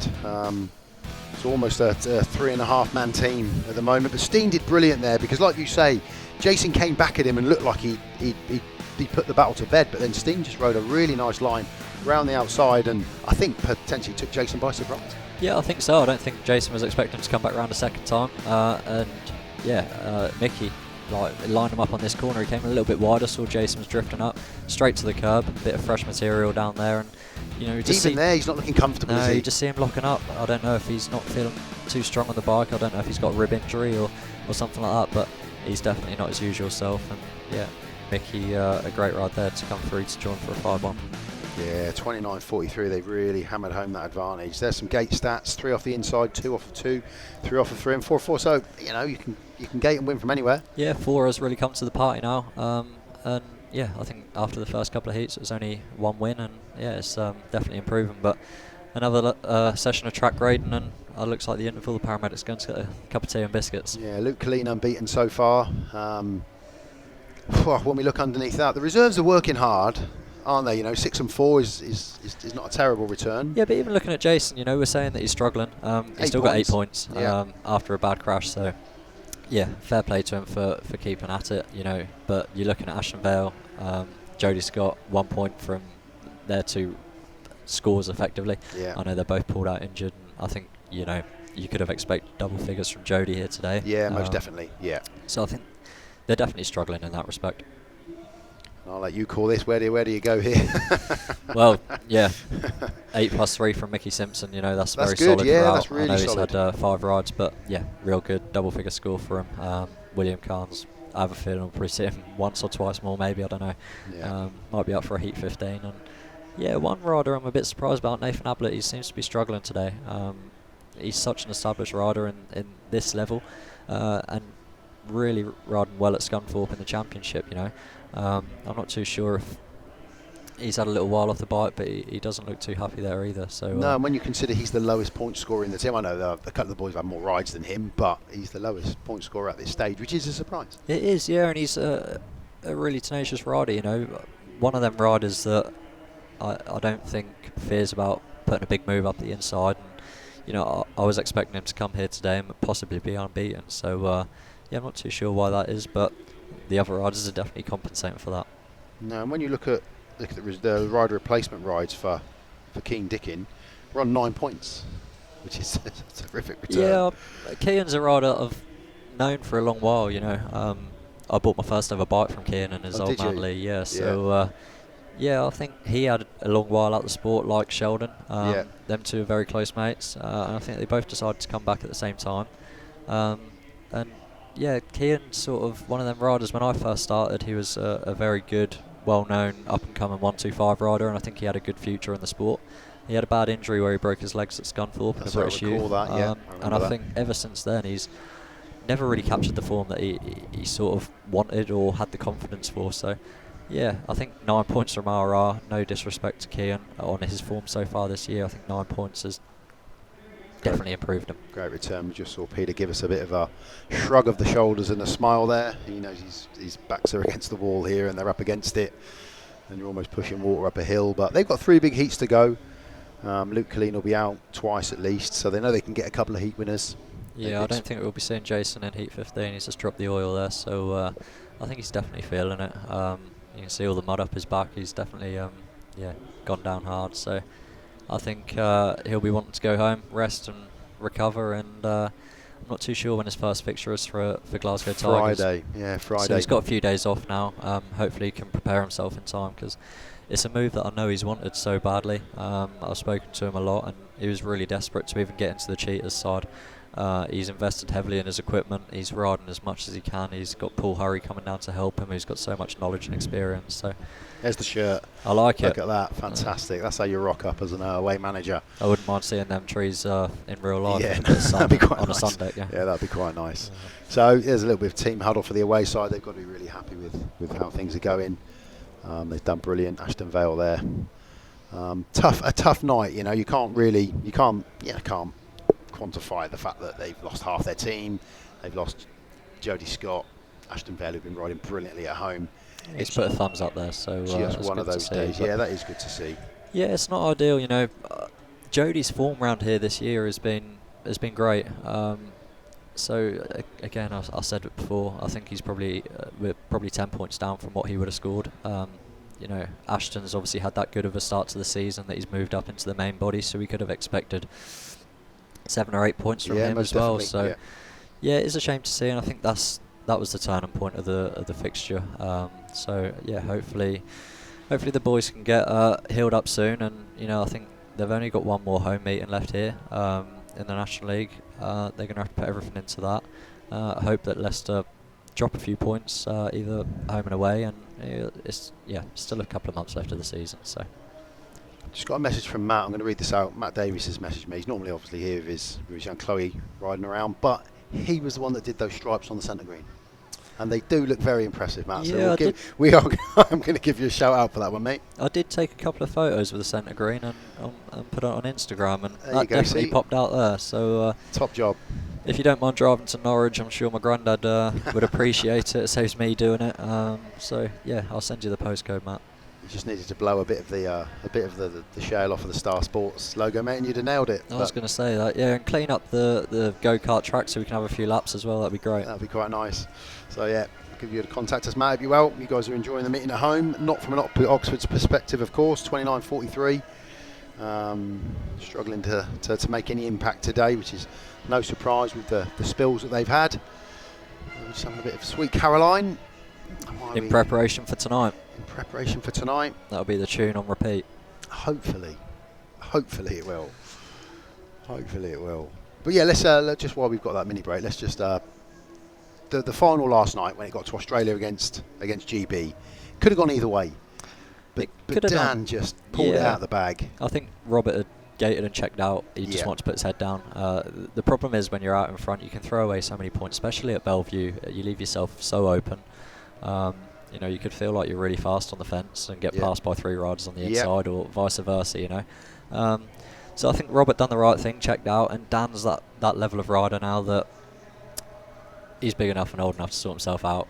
He's ridden there for a number of years. He's unbelievable on a bike. He only weighs probably 55 kilos, and that's just a massive advantage, you know. he got it all worked out after his first few races. I think he swapped bikes, and it obviously helps. He had Ashley Holloway from Ashtec in the pits with him. Yeah, no Ash all 3 riders were riding Ash motors, so to have someone like that to give you experience and knowledge, and you know, just making fine changes, because in Speedway fine margins can prove massive.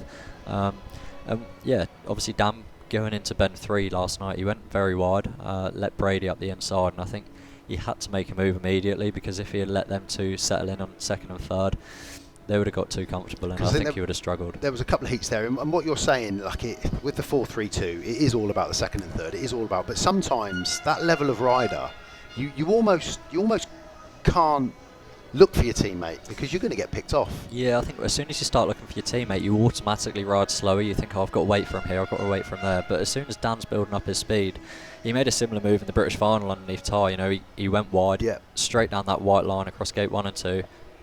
Great move, and I don't think he was too troubled after that. And you know, second Speedway Nations title in the last 2 times being at Bellevue.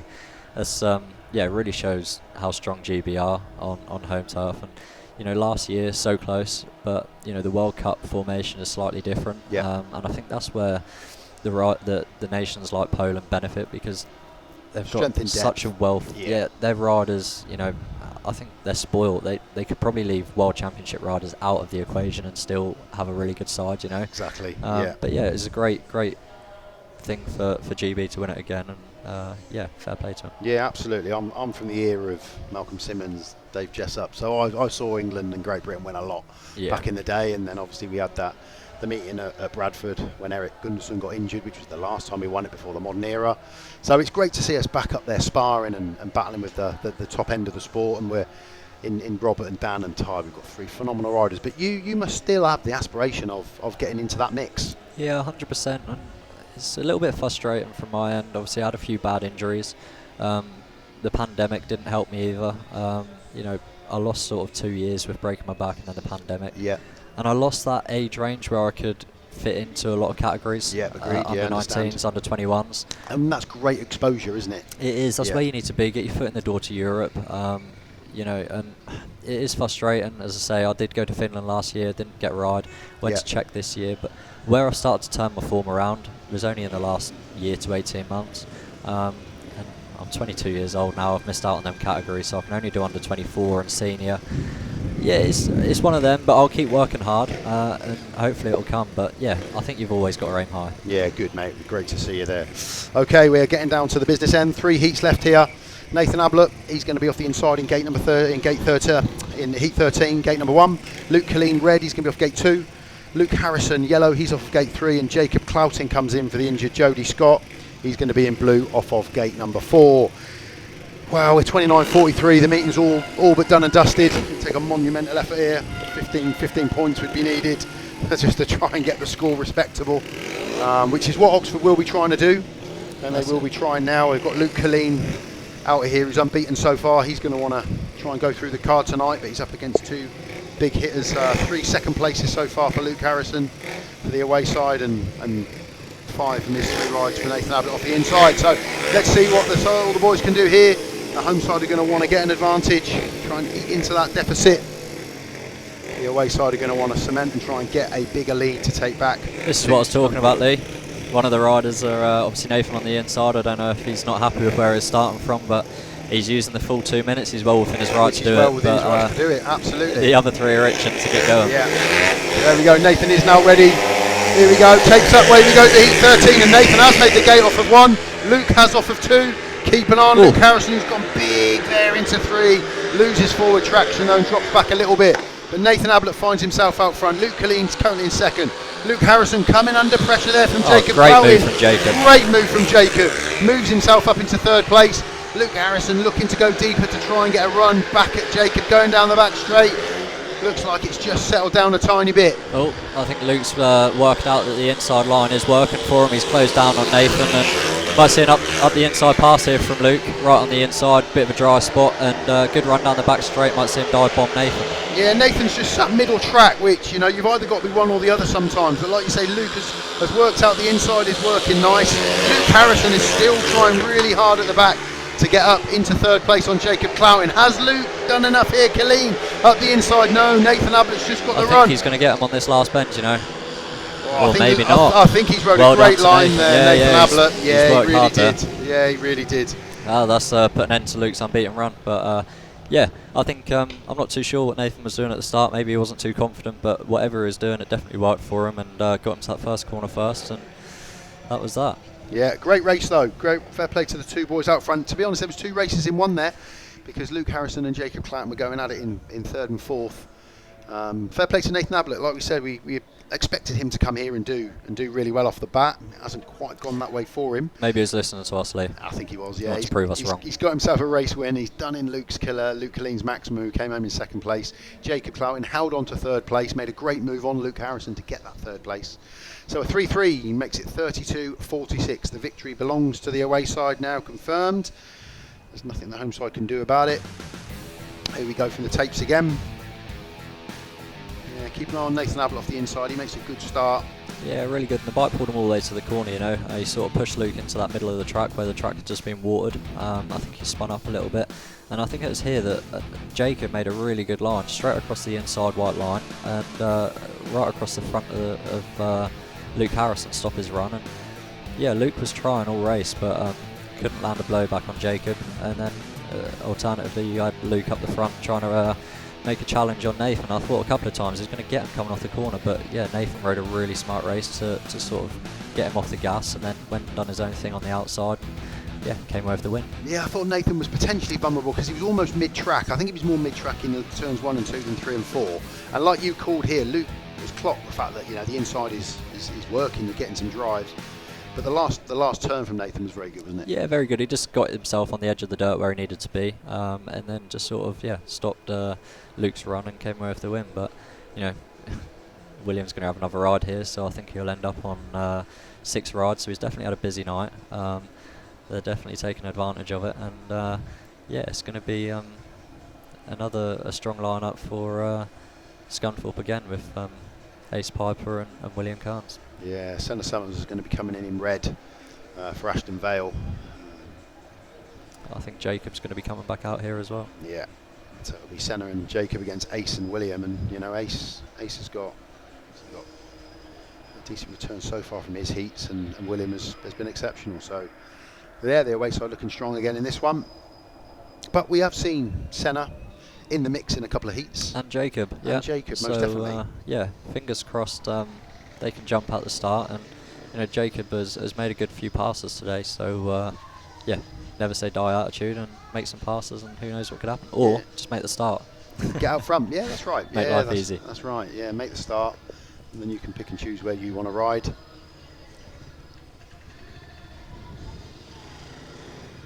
William Cairns, he's going to come up, he's going to be going off of gate 4 again. We haven't seen a winner off of gate 4 for a couple of heats, and the last time that we did see it, it was him. Off of 4, Ace Piper's going to find himself off of 2. Same thing again, where William's the first one up at tapes. He is, yeah. He's elected to go on sort of the middle of gate 4. A few riders have done that today, but I think if anyone can make a gate off gate 4, it's going to be Will. It's going to be him again, yeah. Jacob Clouting, he's going to be in blue. He's going to be off the inside for Oxford. Ace Piper, 5 points so far. He's in the white helmet colour off of gate 2. Senna SUMMERS, 4 points for him. He's going to be in the red helmet colour off of gate 3. And easily our rider of the night, I would have said, for everybody in yellow off the outside is going to be William Cairns. 14 points from him, just dropping the 1 point in his first ride, which was heat 1 to Luke Killeen. So absolutely no problem doing that at this track. Bruising encounter for the home side, but they'll be looking to take away what positives they can, and I think Jacob Clouting has had a good meeting there at reserve. Luke strong as always, but they'll just need to regroup after this. But let's see what they can produce here. Heat number 14, Senna SUMMERS, Jacob Clouting, Ace Piper, William Cairns, away we go. Great start for 1. From Jacob Clouting. William's going to hang it out on the outside and try and make a pass down the back straight, but which he's done straight away. There wasn't too much room there, and William was fully committed and snuck through the smallest of gaps. But I have a feeling William's going to go and check out again now. Jacob is looking quick in second place, but unfortunately for Oxford, Senna's out the back again. Yeah, I did wonder whether Jacob would just move out there and stop the run of William. He didn't. William, like you say, got through the smallest of gaps. and has got himself out front, and with a couple of laps to go, this race does look pretty settled. William Cairns out front, although Jacobs just straightened up there a little bit. Commentator's curse again. Yeah, that's definitely not a nice track for Jacob there. Crash, sorry. No, really similar earlier to... I thought he had saved it. He had run really wide, got the bike sort of in the place that he needed it to go forward, and I think he just got sucked into the air fence. You can see his footrest is dragged into the banners. Yeah, this has been a really bruising encounter for the home side, and just as I called, the riders had spread out. It looked like it was a pretty settled heat. He just straightened up. Was it Senna SUMMERS that did that earlier on? Yeah, I'm not too sure what it was. The problem is when you've got such a slick track, you're making so many changes to the bike to try and get it to go forward. If you are in the wrong place of the track and you do hit some dirt, you're going to pull even more than if you were expecting the grip, if you know what I mean. So, yeah, Jacob is very disappointed with himself there. Doesn't look too happy, but yeah, he was riding really well up until that point. And yeah, it's very unfortunate. But what a start he had off gate 1. Yeah, didn't he? I think the referee will probably call that one. See the boys going back into the pits. But what a start. Excellent start for 1 and 4. And then William just got that run down the back straight. I didn't know Jacob did move over, but there wasn't much room at all there. He went for what was there, and he made it work. And we've seen once he gets himself up front, he's looking super fast. And yeah, he's very smooth, so that's what you need on a track like this today. Yeah, and it did just look like from that point that it was pretty settled. It looked like it was going to be a 4-2 to the away side. William looking really confident, smooth out front. The action was unfortunately for Jacob Clouting in second. Oh, Williams picking up there. Oh, there we go. Just got the back end of it. Yeah, we didn't see him straighten up coming across the corner. Yeah, it has been a very tough meeting for Oxford today, but I think the best thing they can do now is just, put an end to it, go home, regroup, come back strong. You know, that's the thing with Speedway. It can all change in one race, and I think that race where we lost Ashton VALE definitely did change. Obviously, Jody. It's never ideal losing riders, but Speedway can go like that sometimes. Yeah, all the riders have headed back into the pits at the moment. William Cairns possibly coming out to look. Maybe they're coming out for heat 15 because Stene PIJPER's coming out in. Yeah, I think they possibly called that heat. We haven't heard confirmation up here as yet. I think we're only going to know. Stene PIJPER's got his white helmet colour on, so I think they might have called that race, and they've elected to put Stene in maybe 15. Stene and so we think 33-51 is where we're sat. Yeah, they've put the score up on 33-51. So that was a 5-1 to the away side, and William Cairns with the win. Ace Piper in second. Senna SUMMERS is given the third. The race didn't reach conclusion, with Jacob falling at the back, but it is a 5-1. It is 51-33. It's been an incredibly tough afternoon for the home side. William's going to be the tired boy tonight. He's got his yellow helmet out, so that tells me that he's in heat 15 and taking his full 7 rides. As one of the top scorers, they can use him in 7, I believe. Yeah. Yeah, Stene PIJPER's now coming out as well. That was a second in the end for Ace Piper. Side, it was a fall for Jacob Clouting in that one, and there's 1 point for Senna SUMMERS. So Pete's looking around to see who he's got left to come out in this one. I think Luke's a dead set off. I can see him putting his red helmet colour on there. I think we've seen this. I think we're probably going to see. I don't know, maybe Senna SUMMERS.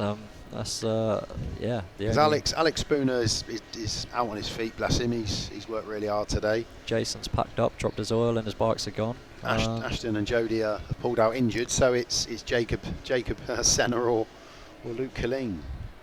Yeah, Senna's coming out in blue there. So yeah, okay. So it will be Luke Killeen in red. It'll be Senna SUMMERS in blue. We've already seen Stene with his white helmet colour on, and Williams on track. You know that they've had a strong meeting when they've put their 6s and 7s out for heat 15. You know, it's great for them guys, that's for sure. It's been a bruising encounter for the home side. Shows how far the National League has come as well. You know, developing the young talent. You know, William is 15 and however many days.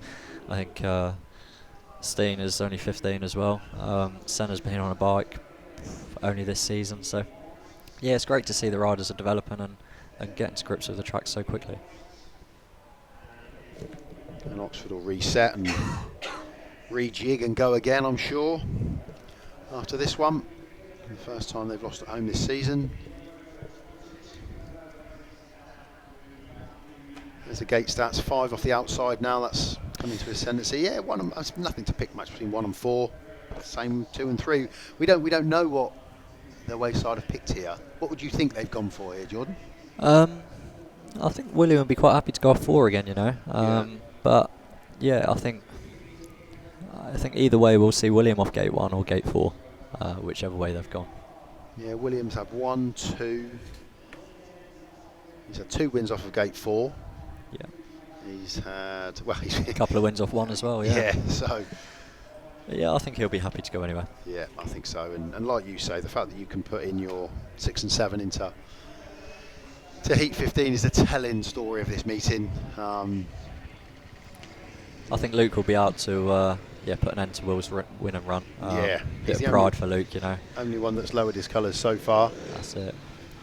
Yeah, I think Will's coming round to gate 4. Yeah, looks like 1 and 3 for the away side. For the away, 2 and 4 for the away side, yeah, 1 and 3 2. for at home. Yeah. I think Luke's got to have a really smart first bend here. You know, if he makes. So here we go. Yeah, Luke's off the inside in red. Stene PIJPER white gate 2. Senna SUMMERS blue gate 3. And William Cairns again finds himself off the outside in yellow gate number 4. So last heat of the night is 33.51. The home side looking to get a bit of pride out of this last heat. The away side looking to the top 55 points, which is a phenomenal effort around here.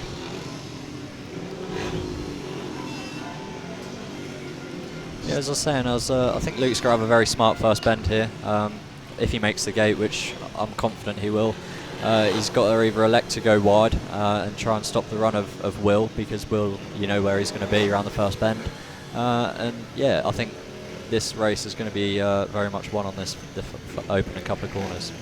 Yeah, let's see how the last race of the afternoon develops. 33.51 to the away side. Luke Killeen, Senna SUMMERS, Stene PIJPER, William Cairns. Let's start off the inside, and he's gone right over into the way, and he's pushed William Cairns. Luke Killeen's pushed William Cairns really wide, and that's given him 4 or 5 bike lengths already coming down the back straight for the first time. Yeah, as I expected there, Luke was having to make a very hard move going into the corner. He definitely had to stop Will's run, because if Will had got to the dirt and Luke was still sat on the inside, I do feel like Will would have passed him down the back straight. But Luke is riding a real good line here, coming in two-wheeling the bike and just running on the edge of the dirt. Yeah, he's looking very fast and smooth out in front. And you called it before the race started. It was going to be won in the first turn, and Luke Killeen stamped his authority on that first turn, stamped his experience at this level on that first turn, and he's now stolen a march on the other boys. He's out front. He's just got his back wheel on that line. William Cairns comfortable second, Stene PIJPER third, and Senna SUMMERS at the back. But well done, Luke Killeen. Great way to end the night. Another win for him. Something for the home fans to cheer. Win for Luke Killeen, second for William Cairns, third for Stene PIJPER, and a fourth not a million miles away there for Senna SUMMERS. But it does end with a 3-3, and it does end 36-54. Big away win for Scunthorpe Stags here, who obviously combined with the Sheffield Cubs. Oh, we're going to see if a Brigo wheelie. Oh no, that was a bit of a letdown from Luke. That's right, Will showed him how it's done. Will won that mini battle after the race. So there we go. There's confirmation of the final heat. Luke Killeen with the win. Great first 2 turns from him. William Cairns second. Stene PIJPER third. Senna SUMMERS fourth. 3-3 to finish the night. 36-54 the scoreline. Excellent night for the away side, especially William Cairns. Well done to Luke Killeen, just dropping the 1 point all night for him. But a bruising encounter for the home side, Jordan. Yeah, it was far from ideal. Hopefully the riders that have withdrawn or crashed and have no long-lasting injuries, hopefully this is precautionary and they can be back fighting for their next meeting. But, you know, the Stags took full advantage of that. You know, came here and a few of their riders haven't been on the track. But, yeah, that's the scores there. And Luke leaps off the page. That's it. Luke has done a real good job there at number 1. Done a number 1's job for sure. Yeah, 1 point for Alex Spooner, 8 for Jason Garrad. He battled hard in his heats, but you could see Ashton VALE and Jody SCOTT, they both pulled out after 1 ride apiece. Jacob Clouting, 7 paid 8 from his full quota rides. Good effort from him, and Senna SUMMERS battled away there to pick up 5 points from reserve. And for the away side, Nathan Ablitt came to the party in 8.13, 7 paid 8 for him. Rider replacement did accumulate 9 points. Mickie SIMPSON paid 11, Ace Piper paid 8, Luke Harrison paid 7. It's good returns all the way down the board. Stene PIJPER with paid 10 as well, and the standout man. Yeah, I don't think he'll be too disappointed with that debut, that's for sure, and I think he'll go home very happy. But 1 to 7, all 6 of the Scunthorpe and Sheffield boys done really well, solid scoring throughout, and I think they'll be very chuffed with that, and team manager will be also very happy. Yeah, Paul Tattum, Simon Lambert not here today, but he manages the side as well. They'll be delighted with that. Congratulations to the away side, Scunthorpe Stags here, representing themselves, and the Sheffield side here. They've won 36-54. Thank you very much for joining us. Jordan, enjoyed that, mate? Nice to have you on board. Yeah, thank you. I did enjoy it. It's something different, and yeah, a different perspective on everything. Brilliant. Thank you very much for joining us. If you can't get trackside, remember there's streams up and down the country. Keep it with us here at Oxford. If you can't get to the streams, we would like to see you trackside, but if you can't, stay with us. Enjoy the football tonight if you're watching. Hope you enjoyed the Speedway last night. Team GB doing the business. Scunthorpe have done the business here today. From myself and Jordan, enjoy the rest of the day. Thanks for watching. Thank you. Goodbye.